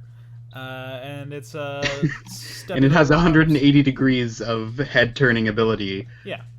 Oh, I mean, no. I feel like you all are focusing And no on neck. Sorry, you all are focusing on the scary aspects of a crocodile. I just mean the size. No, I'm focusing on the scary aspects of an owl, of which there are many. Mold in there with the scary aspects of a crocodile, which is, in part, its size. Apples are Bringing in the sweet. crocodile allegory has turned this into some kind of like Avatar, Yeah, like... spite against God An kind of creature. An alligator is very cool. It's but- cool. It's just I I'm- can't get that out Guess of my head what's now. coming up in on another few sessions now that I've. Oh. No, but The giant alligator. Yeah. you get these things and they grab the people and little mouse Aster and fly away. Can I make them be like, since there's 8 of them, can I have them look like one's red, one's orange, one's yellow? Yeah, you summon up the cast of the Guardians of Gahul. Oh my god. And We're Yeah, already like an about Air to Force fly. Too flight far. and they all fly away. Yeah, you reach Equalinum a little bit early. The rest of you on the cart. It's like the 2 little boys and then one, like, husband and wife. Not the parents of these little boys, but they seem to be like, I guess we're in charge of keeping them safe. So they're kind of like watching the 2 of them. Yeah, and making they're sure the that they parent surrogates. go. And Bruna gets up in the cart, but when Tove starts to get in the cart, she says, "No, you walk." And he goes, Bruna. "What? Why can I not?" And she's like, "No, you need your strength back. You didn't want to eat this morning, so you're going to walk without eating." He just kind of looks at her, and then he starts walking. This was a mistake. I'm sorry, I'm holding a cat. He was playing with my I thought I heard some purring and it was cute as shit. Which of the cats is it? Just Murphy. for me. Okay, yeah, the one who can't go a few hours without laying on your chest. Yes. Oh, Logan. My parents got 2 kittens named Murphy and Tully. They're I litter love mates. it. Yeah. And the cart reaches Equalidum. As the cat leaves the deer's chest. Where'd that mystical cat come from? Who knows? It's a spirit animal. But the 2, and they're like a young couple. They're like 28-year-olds. They take the 2 kids and are like, "Do you live here?" And the kids are like, "No." And they're like, "Do you have parents?" And they're like, "Not anymore." And the people are like, "Oh no, Oh no! what are we gonna do? I guess let's go to." Arden is like taking just like a swig out of like a canteen, and he kind of chokes. Let's go to my. I think Nona is what they call them in Italy. Let's go to my Nona's house. We'll figure out something there. And the two of them, both husband and wife, grab one of the boy's hands and start walking with him. But you all see Aster. Aster! Hey, did you get attacked by a bunch of flying dragons or something? You would never believe it. We got attacked by so many things. We had to fight them off in mouse form. It was so cool. Yeah. You're a really bad liar. That's really, honestly, my biggest takeaway. And I'm gonna... Oh, wait, am I? Yeah.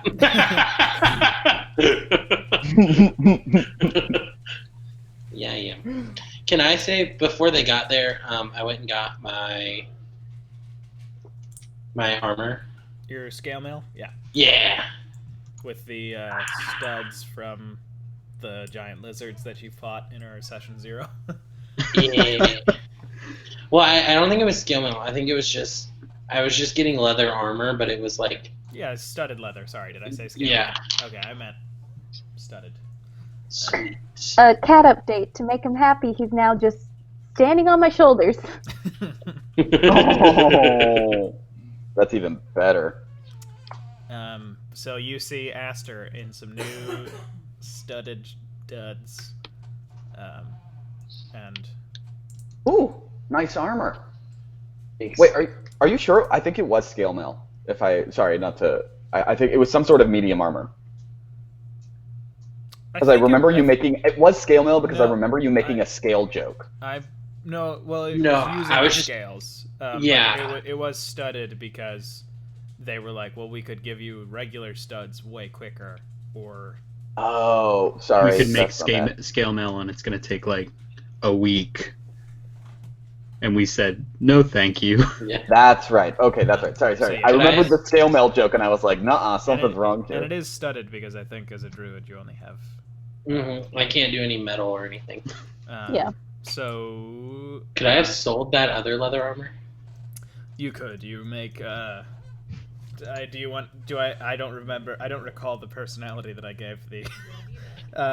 She was very sweet. She liked me because yeah, I she's gave like... her a flower. Well, yes, let me go to my little ledger and see how much I buy leather armor for. Oh, flipping the pages, not typing anything into Google. I'll buy that for 4 gold.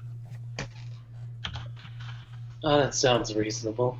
All right, here you are, and she gives you 4 gold and takes the leather armor from you. So then we flash back Especially to the because I present. got it for free. Aster has this flashback, and then we go back to you all standing in front of him. And then just in the scene setting of the trip here, a few times Bruna like leaned over the edge of the cart, like both of her arms hanging over the side, and like smirked at Tove. I was like, "Are you tired yet? Would you need something to eat?"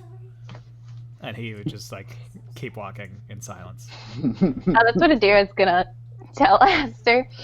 Oh yeah, they had tons of sexual attention. Tons. It's actually kind of crazy how much they're just like jiving with each other. Did I tell you guys? They snuck off the other night and they had a conversation while I was on watch, and I snuck up and they didn't see me coming, and so I just listened to all of it, and it was just rude, filled with all the sexual tension. Did they kiss? Did they kiss? No, but I really wanted them to. Maybe, I mean, we're traveling with them some, so maybe they will. Oh, We you know should- what? We That's should true. try and help. But put how them will we together. know? Because they're not going to do it in front of us the first time, at least. But you're sneaky and so is Ash. That's Between true. the two of us, we're totally gonna find out. But is You that... also have the thing where you go invisible. Yeah. I was going to ask if that's morally correct, but it doesn't matter because I want to do it anyway. Is it morally correct? No. But is it morally corrupt? No. Yes. It's in between. You all just hear Tove go, You are insufferable. And he turns and walks away, and you turn and you see Bruna, and she looks a little sad that he said that.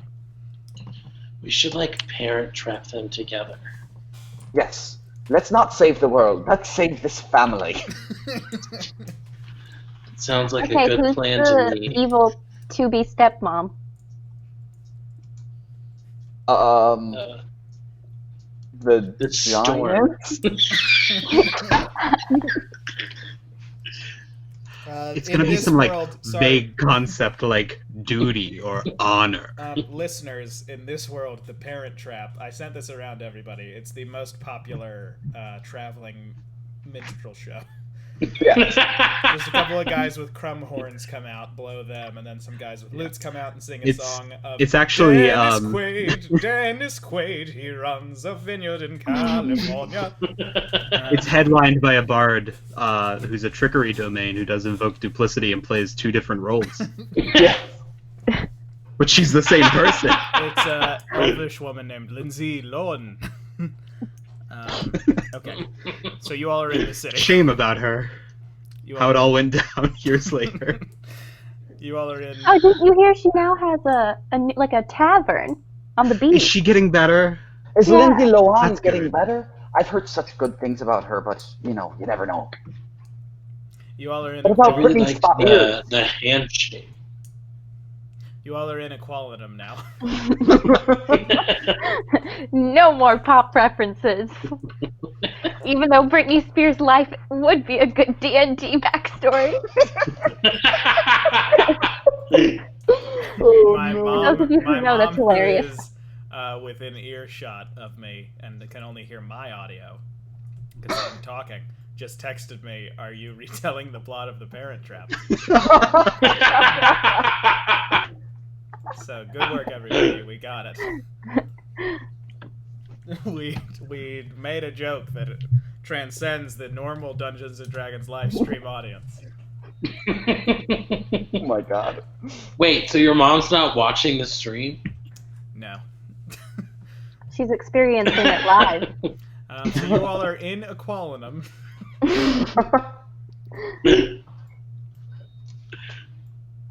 Alright, well, I don't know about you guys, but I'm like, fine. I think that maybe we should get a little rest at, like, a hotel, or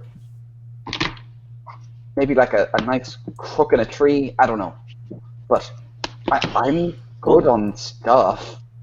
We didn't really get any money. We should go get some money from whoever owes us money. Yeah. Wasn't the magistrate gonna pay us? The magistrate was going to give us something. At least I hope.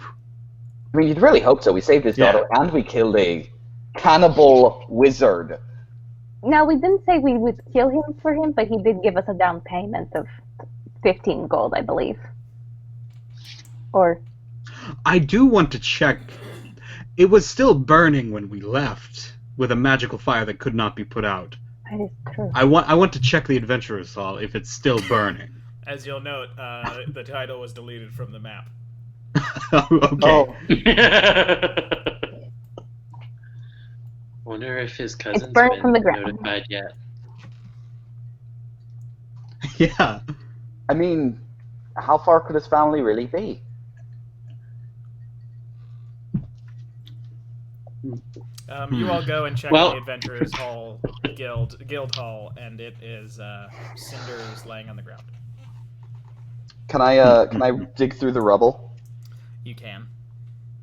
I'm gonna try and find something, Make anything. An investigation check.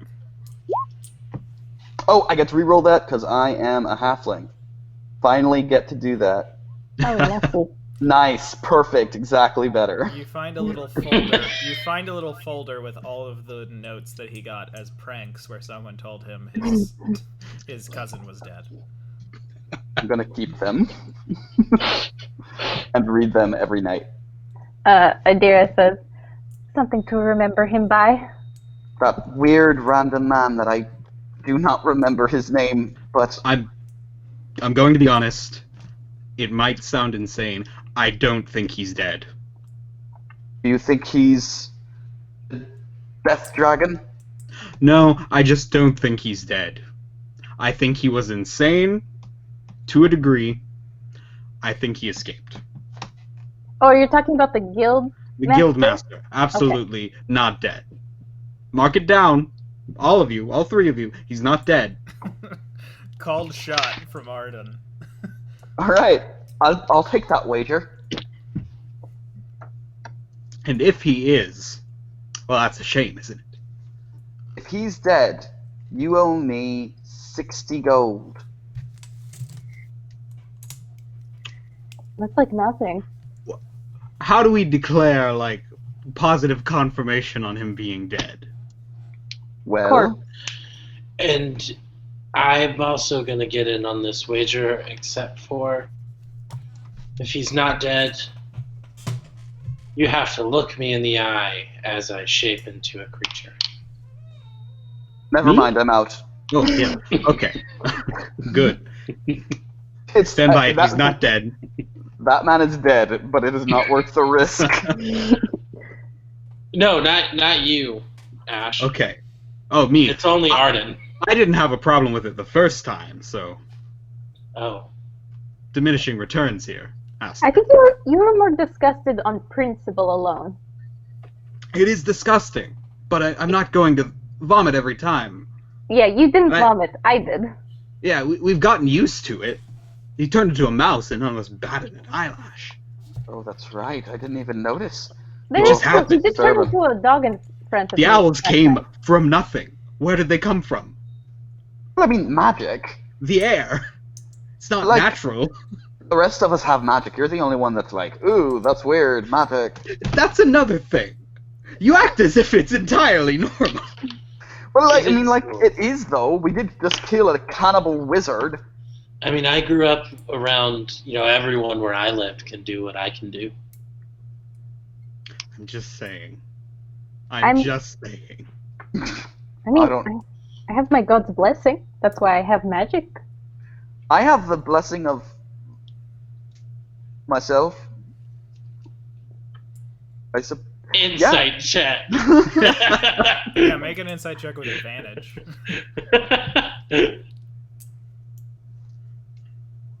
Okay, against a deception check, Ash. Oh, yes. Deception check. I forgot I gotta do those. May I do an insight check? Mm. I mean, you can, but not at advantage. So yeah, Aster, going off of your earlier, even Adira, even you know he's talking smoke. Aster, you recall your earlier moment where you were like, Ash he's bullshitting here. All right. Well, clearly I'm joking. I get all my superpowers from Spark, and I'm gonna lift Spark up a little bit out of his little pouch. Yeah, you all notice for the first time today that Spark is way bigger and has What? way more feathers. What happened to him? Yeah. Oh, He was tiny. no, he wasn't. He's always been this size. No, he has not been. Yeah, yeah. Has he always been this size? He's always No. been like a little bit around this size, you know. He's not No. like, I mean, he's a bird. Whenever Not Ash at all. says he's always been this size or anything, whenever Ash makes a statement, Spark is like nodding.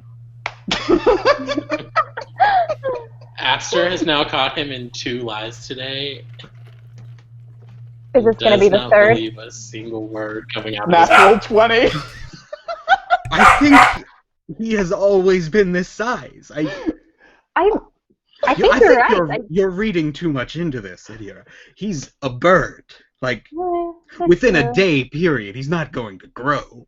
That'd be Yeah, that's something true. magic or stupid, and I don't think that's Spark's it'd be just a some bird. it would be some greater force, and I don't think that's going to happen for just a bird. I mean, he Dira is looked a at her hand. firebird. I dreamt I was holding him last night, and he was so much smaller. Well, Dreams that's are why. weird. It's He's just a always dream. smaller in my dream, too. Don't worry. All right. It's just your latent insanity. What? It's a joke, you know? We're all Ash is a insane. 1910s women's doctor.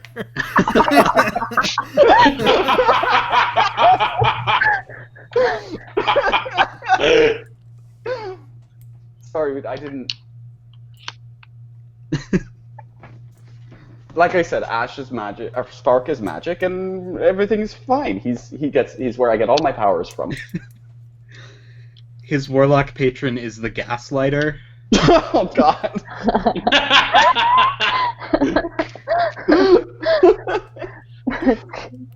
The magistrate's house is over there. we're talking as we're walking to the magistrate's house. Okay, Yeah. I had assumed that entire conversation was in the ashes of the guild hall. Like you all No. just standing in the middle of where it used to be. But We're- okay, you all walk. to we're the moving magistrate's along. house. Okay, then you all return. Let me get your tokens. You all return to the house of the magistrate. Adira's gonna knock on the door with what I assume they have is a giant door knocker. It's a regular-sized door knocker. It's That's not Aw. so disappointing. ostentatious. What does the door knocker look like? It looks like a eagle's. Sorry, no, it looks like a dove's head. I'm sorry. Dove's A head. dove's? A dove's head, and in the beak there is like an iron ring. Yeah, Adira knocks on it. the dove is. You knock on it, and it's a loud noise. The dove is the like imperial seal of Hallandor, so most official buildings have a dove on it at some point. After a few moments, somebody answers the door, and it is Claudia. Hey, Claudia. Hello, we're not dead. Oh, hello. It's so good to see you. I'm so happy that you are alive. Is Bruno alive? Yes. Oh, wonderful. I would have to speak with her. Do you all need to speak to my father? Yes. Oh, right. Come on in. Come on in. And she leads you to the study. You all should be able to move your tokens. I'm gonna go on in there. I'm gonna sit in the chair. I'm gonna sit immediately. Aster asks, "Where's the bathroom?" Oh, let me show you. She walks you outside. She takes you through this door, and inside there is basically like it is like a metal room, and there is a like trap door sort of thing, like for like a cellar. There's like a cellar door, not a trap door. There's like a cellar door, and then there's a door to like your right, and she says, "It's just that door." This door, and she's holding it open. It can jam, so I'm just going to wait here outside for you. I'm sorry about that. That's a bit uncomfortable. No, that's okay. So I can't see anything. Oh, I'm sorry. It's darkness. I did not build them a bathroom. So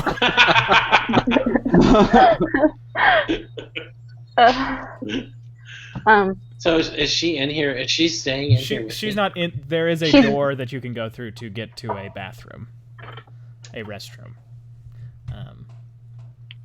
So this is the door to get to the restroom, and then there's another door right here. There's like a cellar door right there. Yeah, and she's going to wait out here in like next to the door back into the main house, while you. In case, Oh, because it jams. okay.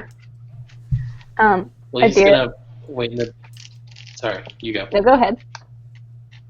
I was gonna say he's gonna wait in the bathroom for a second.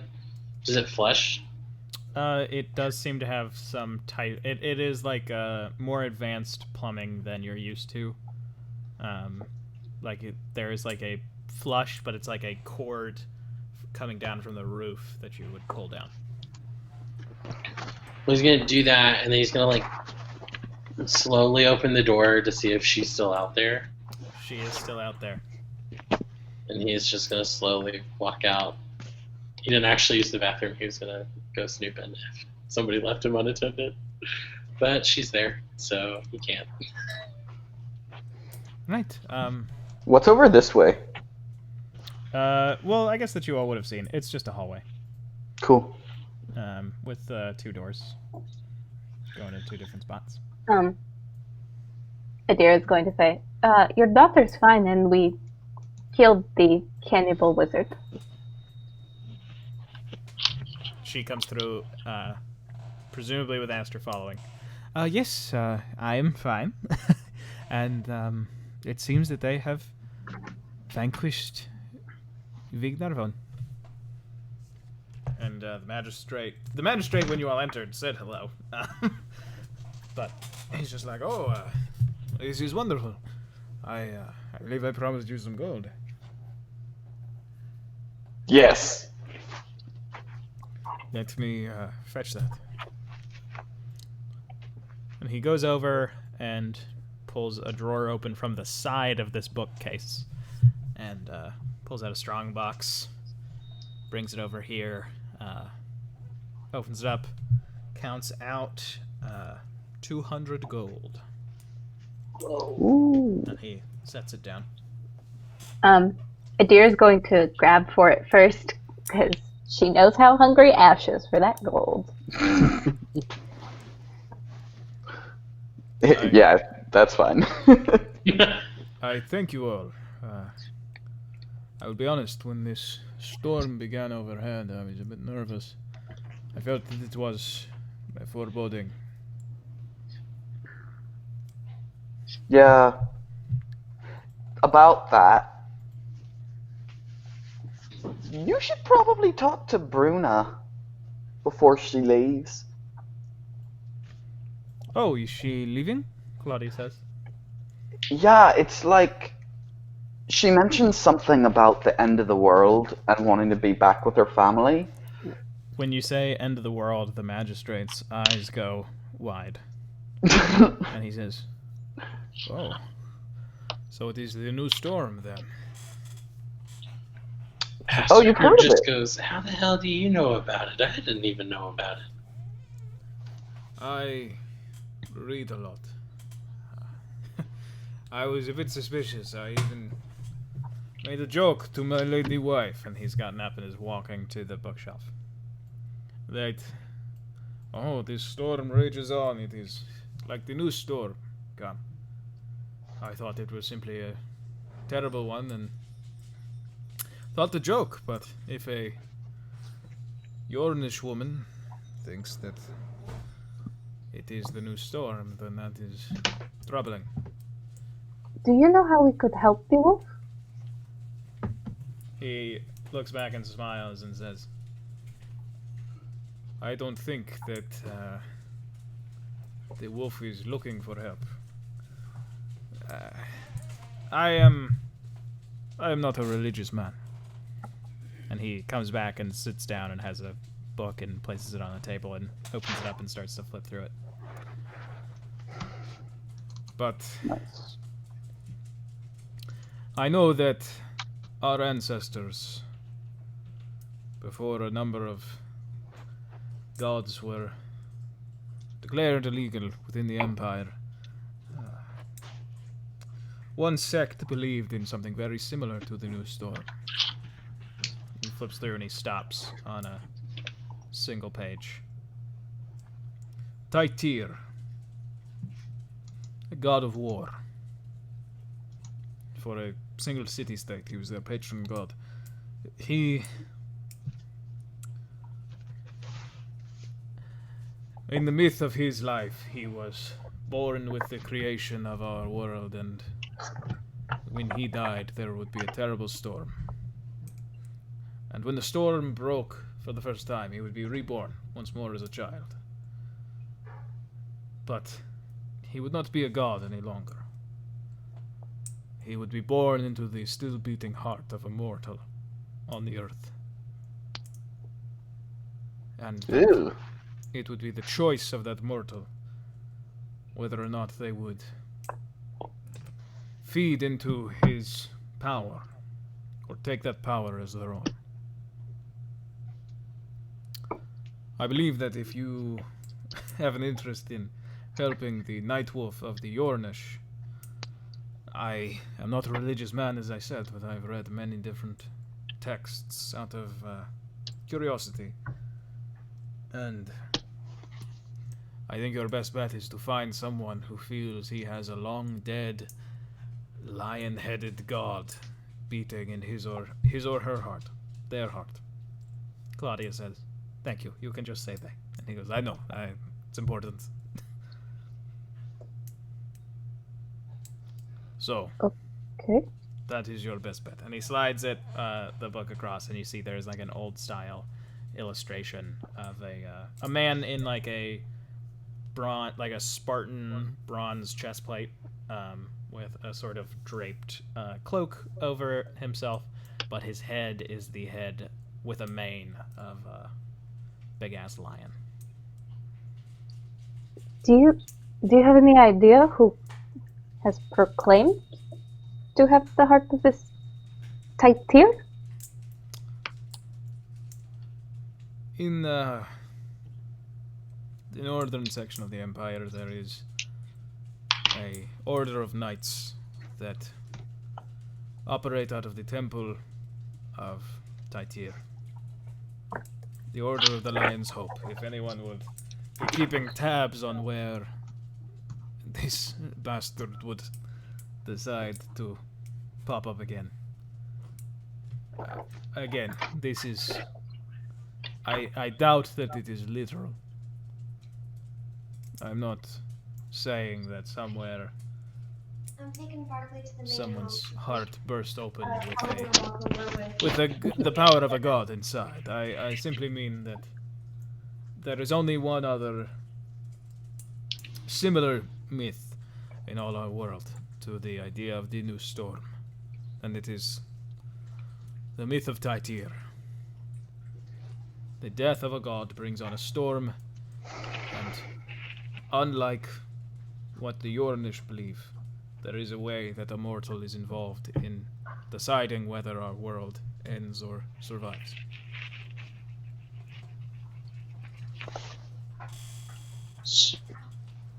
So, gotta go to the main house. Come on. which is the way of surviving the world? Them feeding into the power, or them taking the power for their own?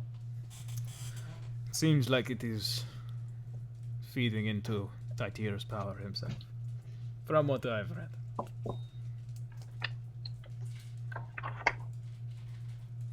This is curious. I've spent so long preparing for certain things that I did not think that the world would end before I got to see them through. Can Adira take the book? Yeah. She just picks it up and she just... May I keep this? If you like. I will have a few chances to read it if the world ends soon. So, like, hold on a second. Is everyone just kind of agreeing that the world is about to end? Yeah, like, is everyone just okay with it? Like, resigned to your fate? He laughs, and Claudia kind of laughs along, and he says, "No. I believe that the idea of the world ending is a way that people prepared themselves for more hard times to come. We know that our ancestors dealt with a time period of extreme cold when everything iced over. I assume that they knew that this would happen again at some point. They must have thought, this will come again. How do we give people a way to understand that that something is coming? If they will not believe the literal version of our words, why don't we give them a Armageddon? So no, I believe that we will be fine. But perhaps, if the gods are real, we are entering a time of trouble. And so, the world will not end, but it might look different. And there is some What do you mean by if the gods are real? I'm not a religious man, as I've now said 3 times. Aster just looks over at Adira. She is sort of like looking at the magistrate suspiciously. More like in that like judgmental way of like, oh, so you don't believe in it? You don't believe? Oh, really?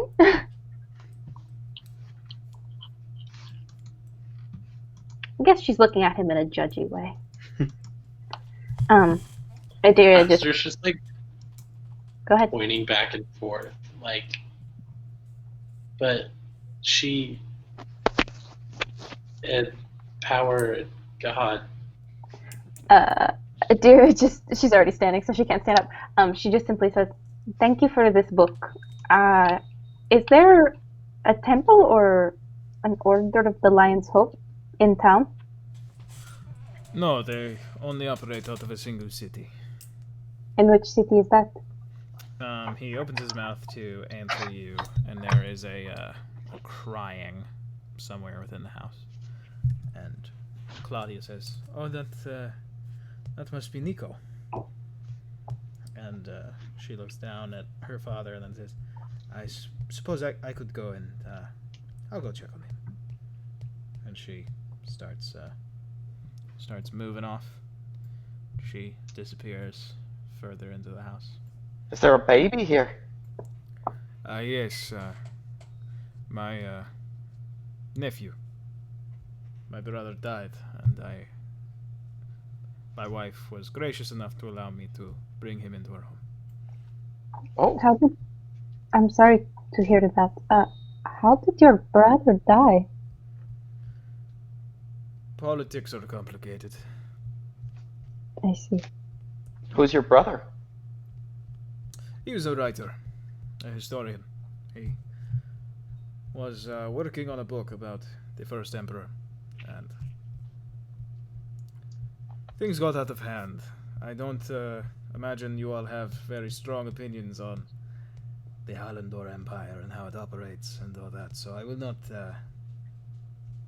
say anything upsetting, of course, but people disagreed and he did not survive.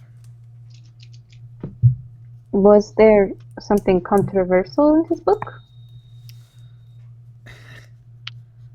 Yes.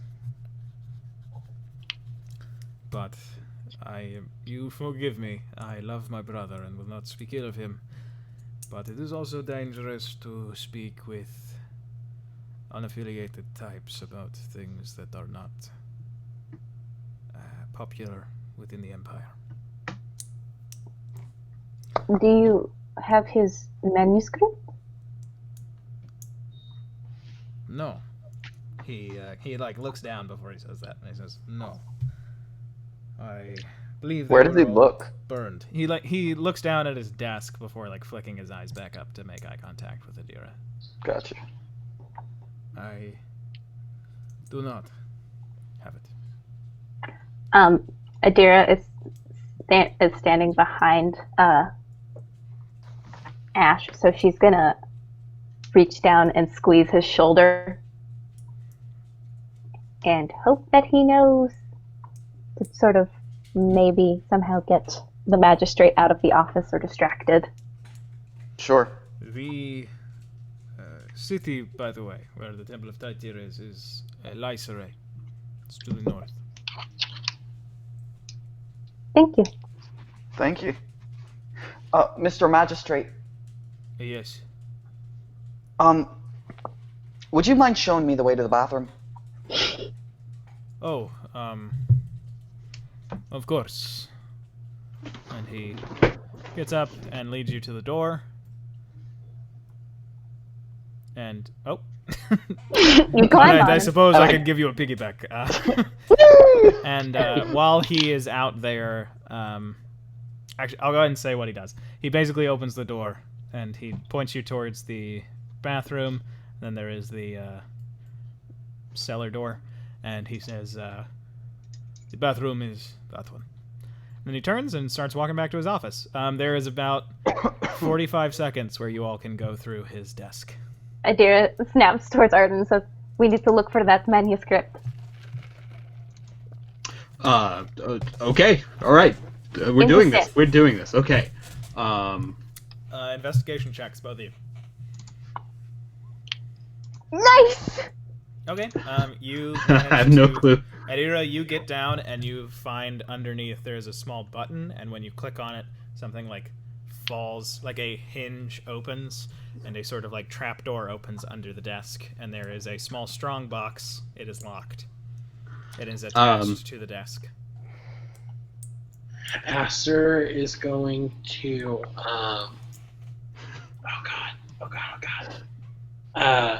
he's gonna walk out like he also had to go to the bathroom again,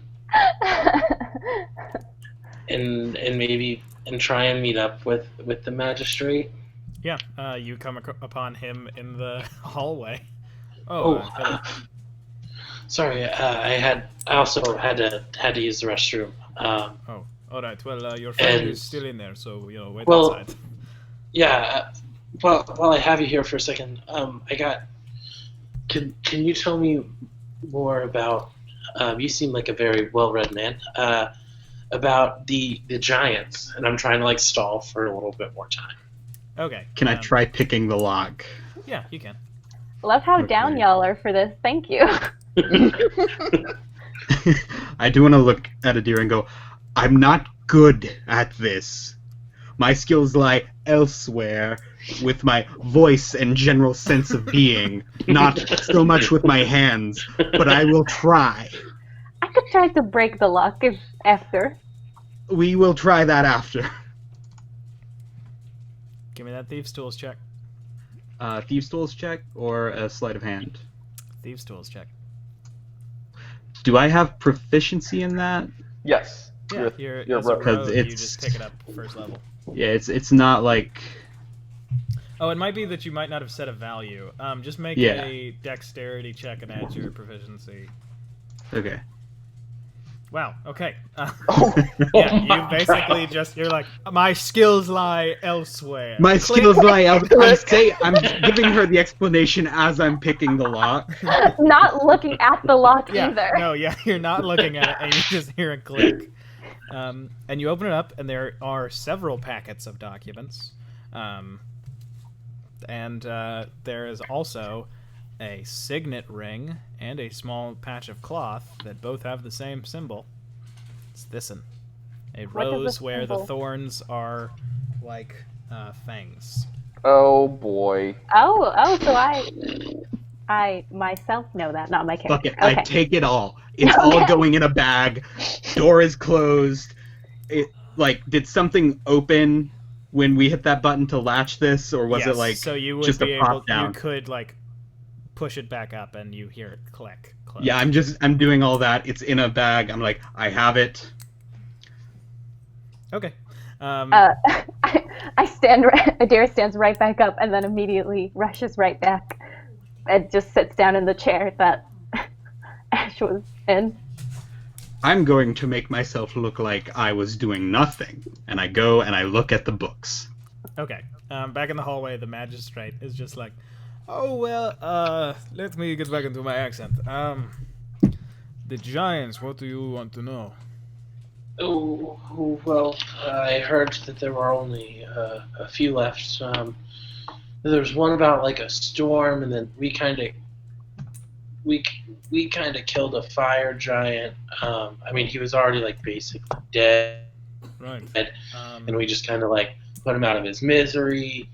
And then Well, he just like bursted up into flames. And if there's like a storm guy and a fire guy, like is there also like a water guy or like an No, ice I've guy? never read anything about ice giants or water giants.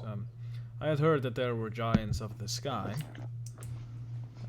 And giants, a lesser, smaller form of giant called hill giants.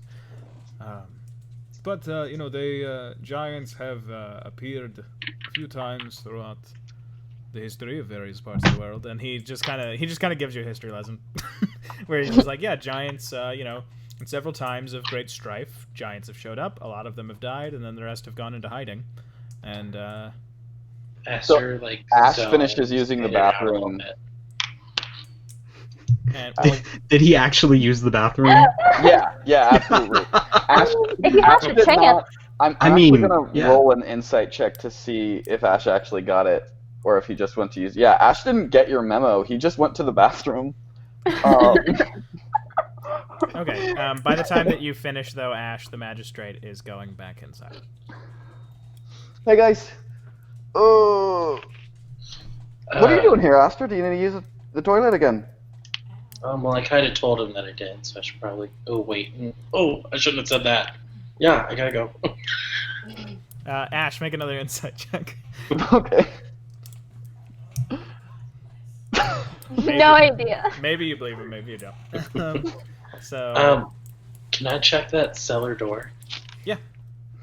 you open the cellar door, and as soon as you open it, you see that there is just a flight of steps down into a what looks like a rocky, like a cobblestoned hallway. And what's weird is that you felt like when you opened it, you saw a torchlight go out down the hallway, and it is warmer down there. It's warmer. Yeah, it's warmer down there than you would usually think, opening a cellar door. Ash, where are you going? Oh, whoops. I'm gonna go check on the baby. Can I? I'm gonna use press. Out of character, I'm gonna quickly use the restroom, so please don't go to Arden's side of the world for a moment. Yeah, no problem. I'm gonna use prestidigitation to relight that torch. What's the range on prestidigitation? Oh shoot! It's only 10 feet. Yeah, it is I'm further gonna- than 10 feet. I'm gonna walk close. I'm gonna go down the stairs. Yeah. That's probably not a good idea, but Yeah. it's in Aster's character description that he's very curious and will wander off if given the chance. You walk down, and when you make it about halfway, you hear a voice say, "Riacard? Is that you?"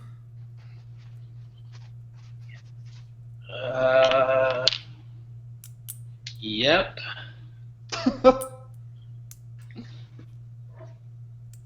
You don't sound like... Oh. If you are here to kill us, make it quick. Kill you? Why? Why would I kill you? You see torchlight erupt around a corner, and after a few moments, a middle-aged man who looks similar to the magistrate comes around the corner. Well, And this he's holding isn't a the torch. bathroom. Why would I kill you? I don't want to kill you. Who are you? You are not from Hallandor. No, I am not. Who are you? My name's Aster. Did they hire foreign sellswords to kill us? No, I just said I don't want to kill you. My name's Aster Snowborn. I'm a nice guy. Here, do you want a flower? And I'm gonna like craft a flower.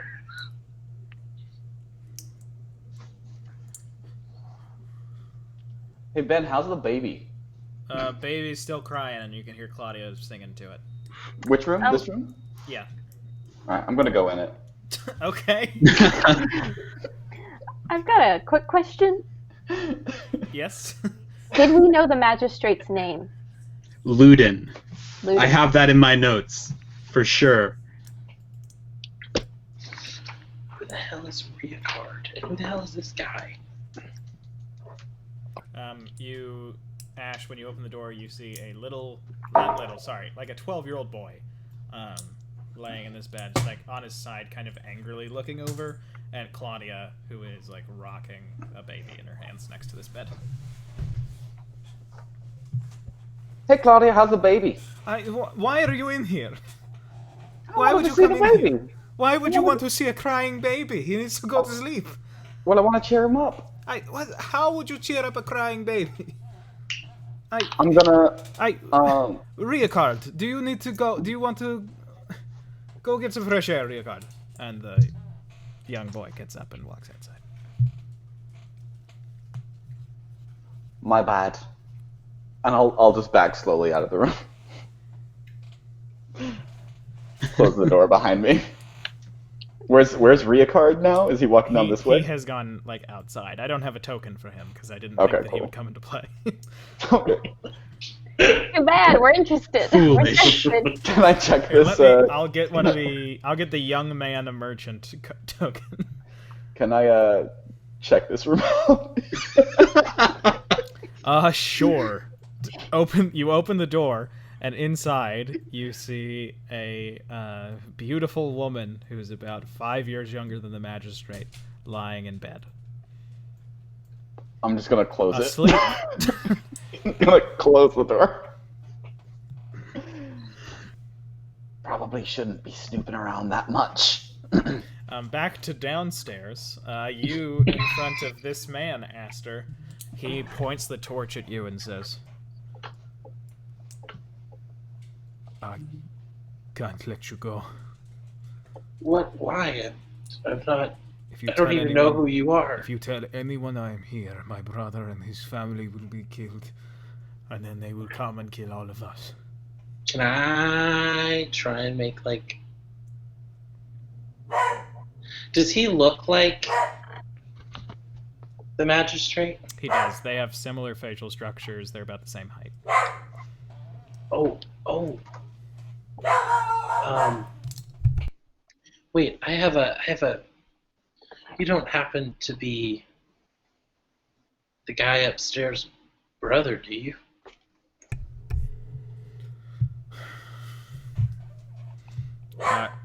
I am.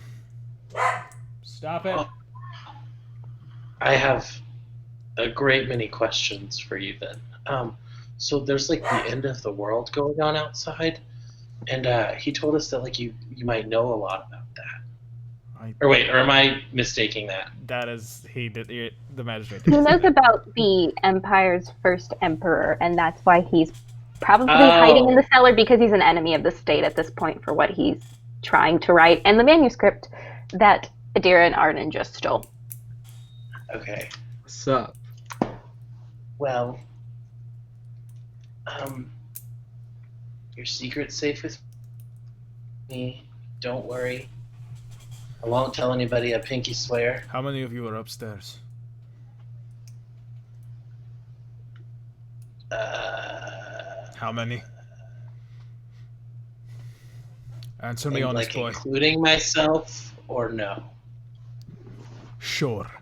Including Because yourself. technically I'm not upstairs, I'm down here with you. So if you're asking about the people upstairs, now I know how many I am, and I know how many they are, and I know they're with the brother, and I saw his daughter, and then we heard a baby, so I can assume that's an extra 3. But does Ash's bird count as another person? How many of you are here? Like with me, there were like. He's like doing the mental math in his head, and he starts like speed walking towards you. Hey Ben, do I hear any of this as I'm walking back? I don't think so. I think you would have Okay. heard the cellar door open, actually, so you can choose if you wanted to go and investigate that. Yeah, I'll go check that out. Okay.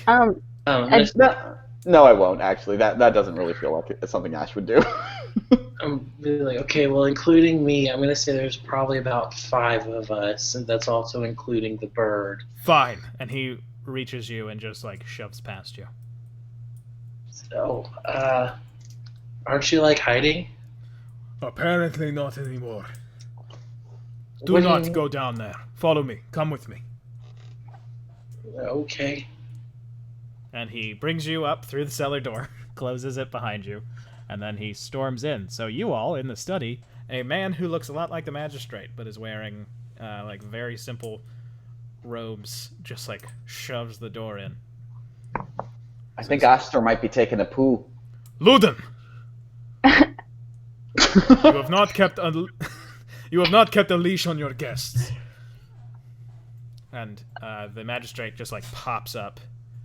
And he's like, "What? Why are you here? Why? What?" And he looks at you all. And he says, "Everyone sit down. We need to discuss this." Well, you only have like 2 seats. There's about 1, 2. Come inside. Okay. Ash can sit on my lap. Yeah, I'm gonna sit on Adira's lap. I'm gonna grab a chair from the table and Why don't you just shape into a chair? When Shape you- change into a giant tortoise, and then Well, Be I the don't chair. have. I don't have any more. Oh. Any more The- slots left. Magistrate walks to the door and locks it. And like puts his back to it. Are you going to kill us? He asked if I was going to kill him, so I figured it was probably a good thing to ask you, maybe. Depending I told him no. depending on how you answer my questions. Ash is getting ready to cast darkness if things start to turn sideways. I told you that I would not make assumptions about your feelings of the Empire. I cannot allow my brother to be killed, and I cannot allow other people who I've taken into my care to be killed. Who are those other people? Is that us? No. Are we under your? We're not. Oh, sorry, my mistake. There are slaves that friends of mine, allies of mine, have liberated that hide here until they can have arrangements made elsewhere. There are men like my brother who have many powerful enemies within the Empire who hide here. And there are others who are simply vulnerable because of the state of the Empire, who hide here. Now, you were willing to do a good deed and kill a dangerous man. I hope that you are willing to do another good deed and remain quiet of what you have stumbled upon. Because if you breathe a word of it to anyone, you will allow the state of injustice in the Halador Empire to entrench itself deeper and commit greater evils than Vignarvan, the wizard of the wild, was able to do. So, will you keep what you saw here quiet? Quick out of character question. Is anyone actually from the Halandor Empire in our party? Yeah, No. I was about to ask that. No, I have no No. affiliation. No affiliation either. whatsoever. Yeah, none. I do not think I of was this going man to as bring the that enemy up. of the state. I'm cool with it, honestly. Yeah, I mean, like, Yeah. he's obviously right. I think at that I should just be like, I mean, like, I'm pretty sure you can probably tell from all the accents going on here. None of us could care less, I think, about what happens to this empire because none of us are actually from it. Yeah, if your worry is with the Empire, then, like, this is, like, very much so the perfect group to have stumbled upon this, because we're just going to go north, I'm assuming that was the plan? Yeah, And but leave the entire Empire. Yeah. That was our plan, that was our goal. He We're not looks at his particularly invested. he looks at his brother and says, "Gaius." And his brother says, Your name's Gaius?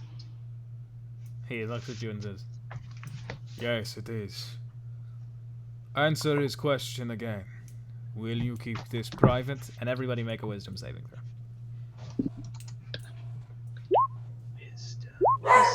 If I Oh, get totally I at it, I rolled- think I would have screamed. I rolled an advantage, so the first one was a 13. Oh, no, sorry, a 12.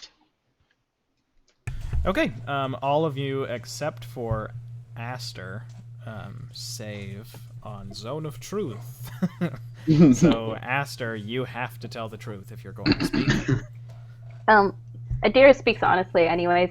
Yeah. She just commits. She's like, yeah, I'm okay with the zone of truth sort of thing. And she just says, of course we'll keep your secret. If you want us to take your brother to Yorn with you, we have our own carriage. We could hide him.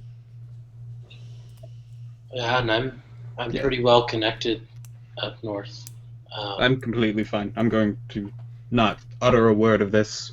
I could Fine. give him safe haven. The magistrate comes back to his desk, and his brother shakes his head and says, No. There is work to be done here. My writing is better if I am here, and our cause is better for my writing.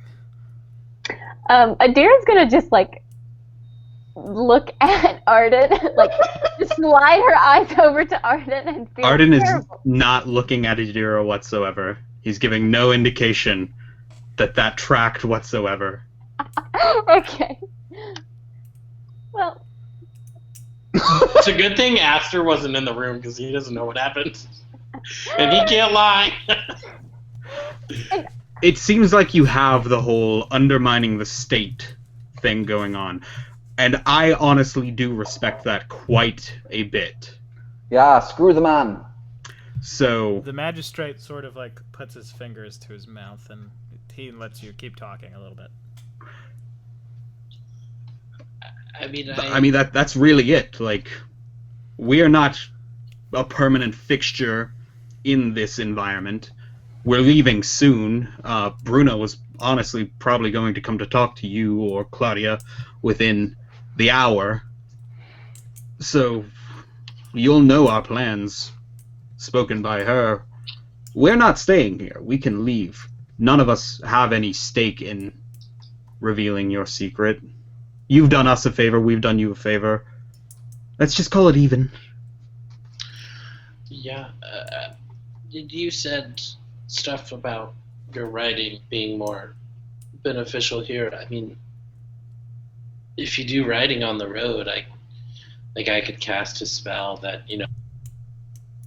I could conjure a creature to send the writing back for you if you need it to be back here.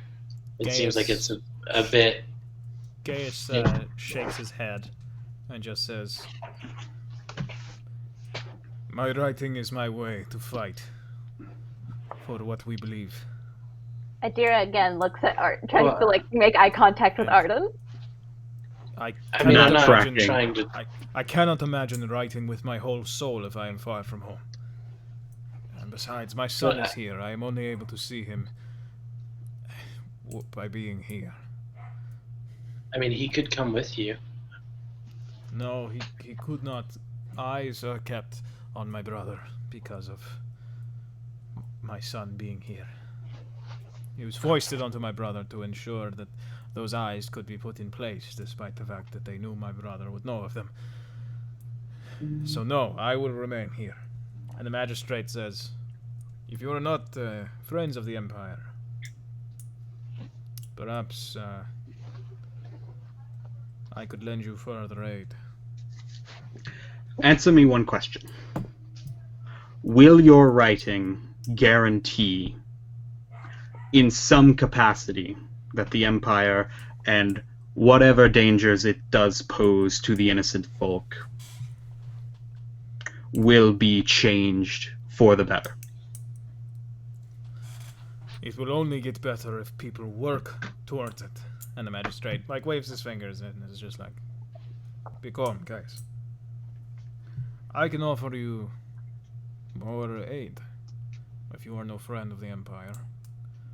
Perhaps you would be able to aid our organization. Only Well- when you come across them, of course. Yeah. What's your organization? he looks at Gaius and says, brother, how many of them must tell the truth? And Adira, you willed yourself over to Zone of Truth, right? Yep. Okay.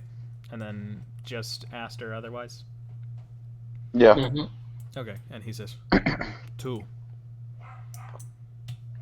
And the magistrate kind of looks over at Jewel and says,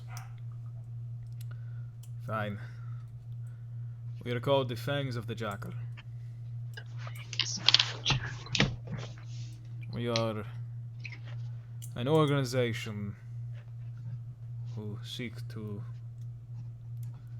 dissolve imperial power within Alendor. We believe that There are a number of lands that need to be given back to the people of them. We will shrink Alendor into a fraction of its current size, dissolving the position of Emperor by ensuring that the right person is placed there. There is a... He smiles and leans back in his chair and says, I told you that I'm not a religious man, but I do place a certain stock in prophecy. And there is a prophecy that when the jackal does rise, fall does the house of the dove. The house of the dove is the house of the emperor. We believe that this person who is the jackal, if we put them in place, they will willingly dissolve the empire. They will give up the seat and return us to a republic. And if we have done our duty correctly, we have enough of our own in the Senate. And we will be able to give up Lysore. And he indicates, because that's the city that he told you all to go to. The north, Javenna, will govern itself. We will stop our invasions of the Golden Islands. Everything. But we can only do that if the plebeian class is with us and this jackal is in place. Who's the jackal? Yeah. Can I do an insight check? Sure. It's not my specialty, but... From what you can tell, he's speaking with complete conviction. Is the jackal, are you talking about your group? No. Are you familiar with the bonding of one's soul? The soul bonds. The what now? Soul, The what? Soul, No. Soul bonds. Would any of us be at this point? You all know of them. People in your lives have had them. Okay. A little bit. The emperor took the dove, both the first emperor and the second, both of them, their soul bond of the sky was a dove.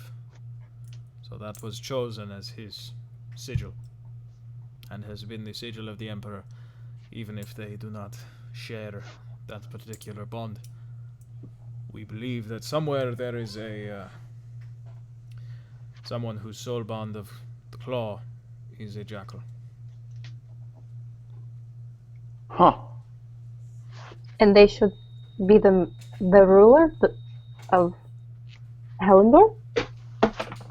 We think that if we find the right person who has that soul bond, then the prophecy will be complete, and perhaps they will be willing to relinquish power. If not, we simply say that they're not the real emperor, and the Senate seizes power anyway. What can we do for you then? Is it just... If you come across anyone with this symbol, and he starts to reach under his desk.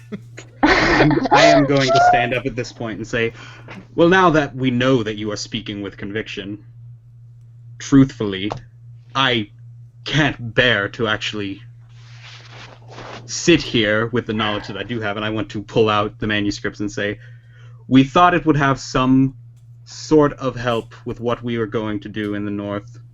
For that, I deeply apologize. Hi. That's my because book. That's I my said- book. That is your book.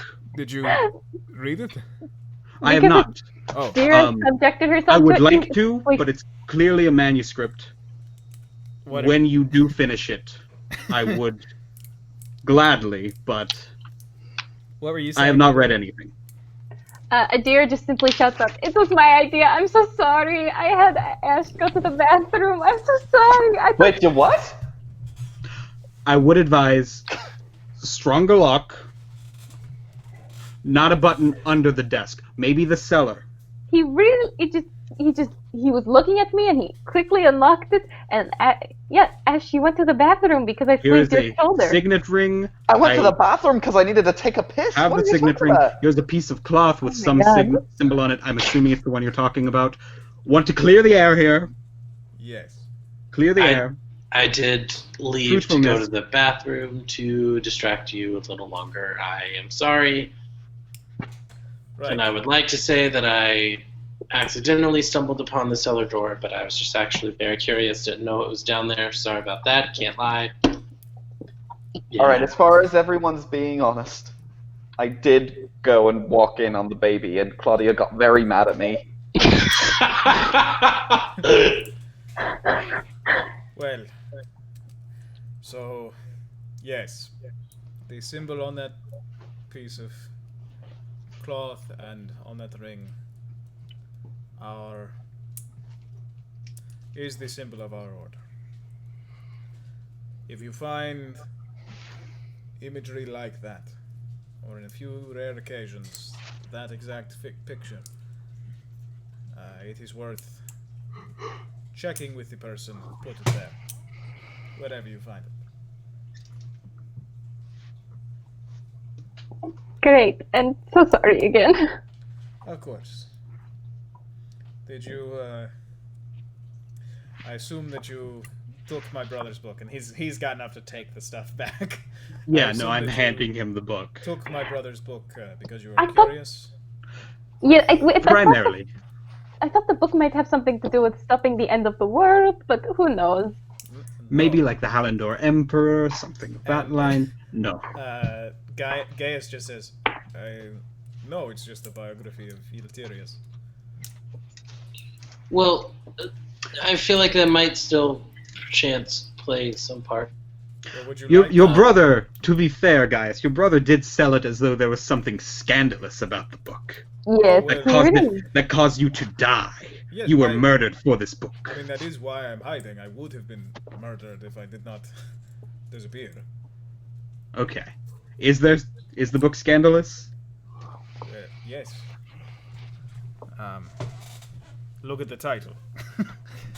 And Oh, the words, the of course. magistrate, We didn't look the at magistrate literally just flashes it to you, and it says, "The Life of Eleutherius, from plebeian to emperor." Ah. You really like that word in this family. What word? Plebeian? It's the official name of the lowest social class in our country. Like we said before, no history, Foreigners. no ties here. But I don't think any of us have a caste system. Adira sort of sinks into the chair a little bit. Wait, did the noble just to say, I don't think any of us have a class system? Caste system. Yeah, I mean, really, that's just a moment of Arden growing up in a country that doesn't consider itself to have a caste system, but definitely does. It just I think doesn't Ash call gives itself. Arden just like the most, oh, really? Look. But the magistrate just kind of takes it all back and puts it on the desk and says, I am always grateful to find people with sympathies. If you decide to betray the confidence I've placed in you, just know that I will be moving the people downstairs around as slightly as I can. So if you wish simply to kill them, know that they will not die, rather my wife, myself, my son, and perhaps Claudia will die. So just keep that in mind, that I will have likely changed things around a bit. And he smiles at you. Says, now, Well, who are the people downstairs? The slaves? slaves, There's slaves in this country? yes, Oi. and we Ooh. are trying to free them. I mean, we are heading up north. We could potentially take a couple with us, right? If Yeah. I mean, depending on how long we stay in the Empire, that might not be a good idea. But perhaps not. I already have plans to get most of them out. I would rather I- stick to that. I say we should, we've spent maybe too much time here. I'm just Oh. starting to get antsy. I have a little bit of a question for you, Magistrate, before we go. Yes, let's call this the last one. Aster, you mentioned something about, what was it called? A phoenix? Is that right? Oh, yes, the phoenix. Have you all seen a phoenix nearby or anything like that at any point? The magistrate says, no, and his brother says, I never go outside, so no. Alright, just thought I'd ask. I mean, jeez. I mean, I know you said that was the last one, but like, do you have any like painter supplies? The general store in the merchant's quarter would be the best place for you to get that. Okay, All sounds right. good. And goodbye. See you all. Very well. Good luck with the hiding and, class warfare. I hope it goes well. We certainly do too. But yeah, you didn't really tell us what you wanted us to do, though. You said like maybe we could help you, and then like you didn't tell us. You know what? I'm actually just gonna go. We Okay, operate bye. we operate different ways in different places.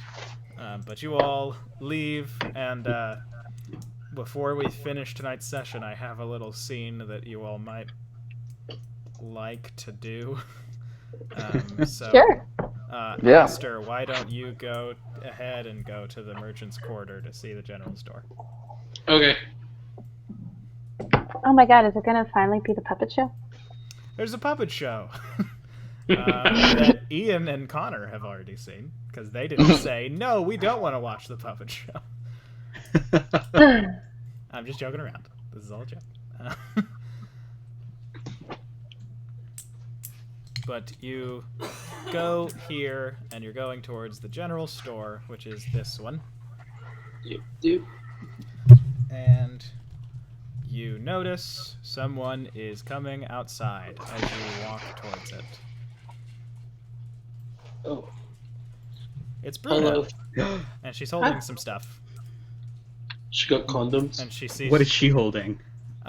She is holding a box. Condoms. She is holding a box of makeup and a comb. Oh. And that's where we'll Ooh. leave tonight's session. There, I gave you all something. Thank you. Alright, well everybody, this is not the magistrate's brother, it's just a blacksmith who looks exactly like him. He should Whoa. probably be on his toes, huh? Well everybody, we'll see you... Oh no, I really hope that we didn't stop the stream, because it looks like we did. See you all next Monday, where hopefully you all will have seen the end of this stream. But this has been the Sunken World Saga. Obligatory, go to PetSmart. They commit war crimes. Bye, everybody.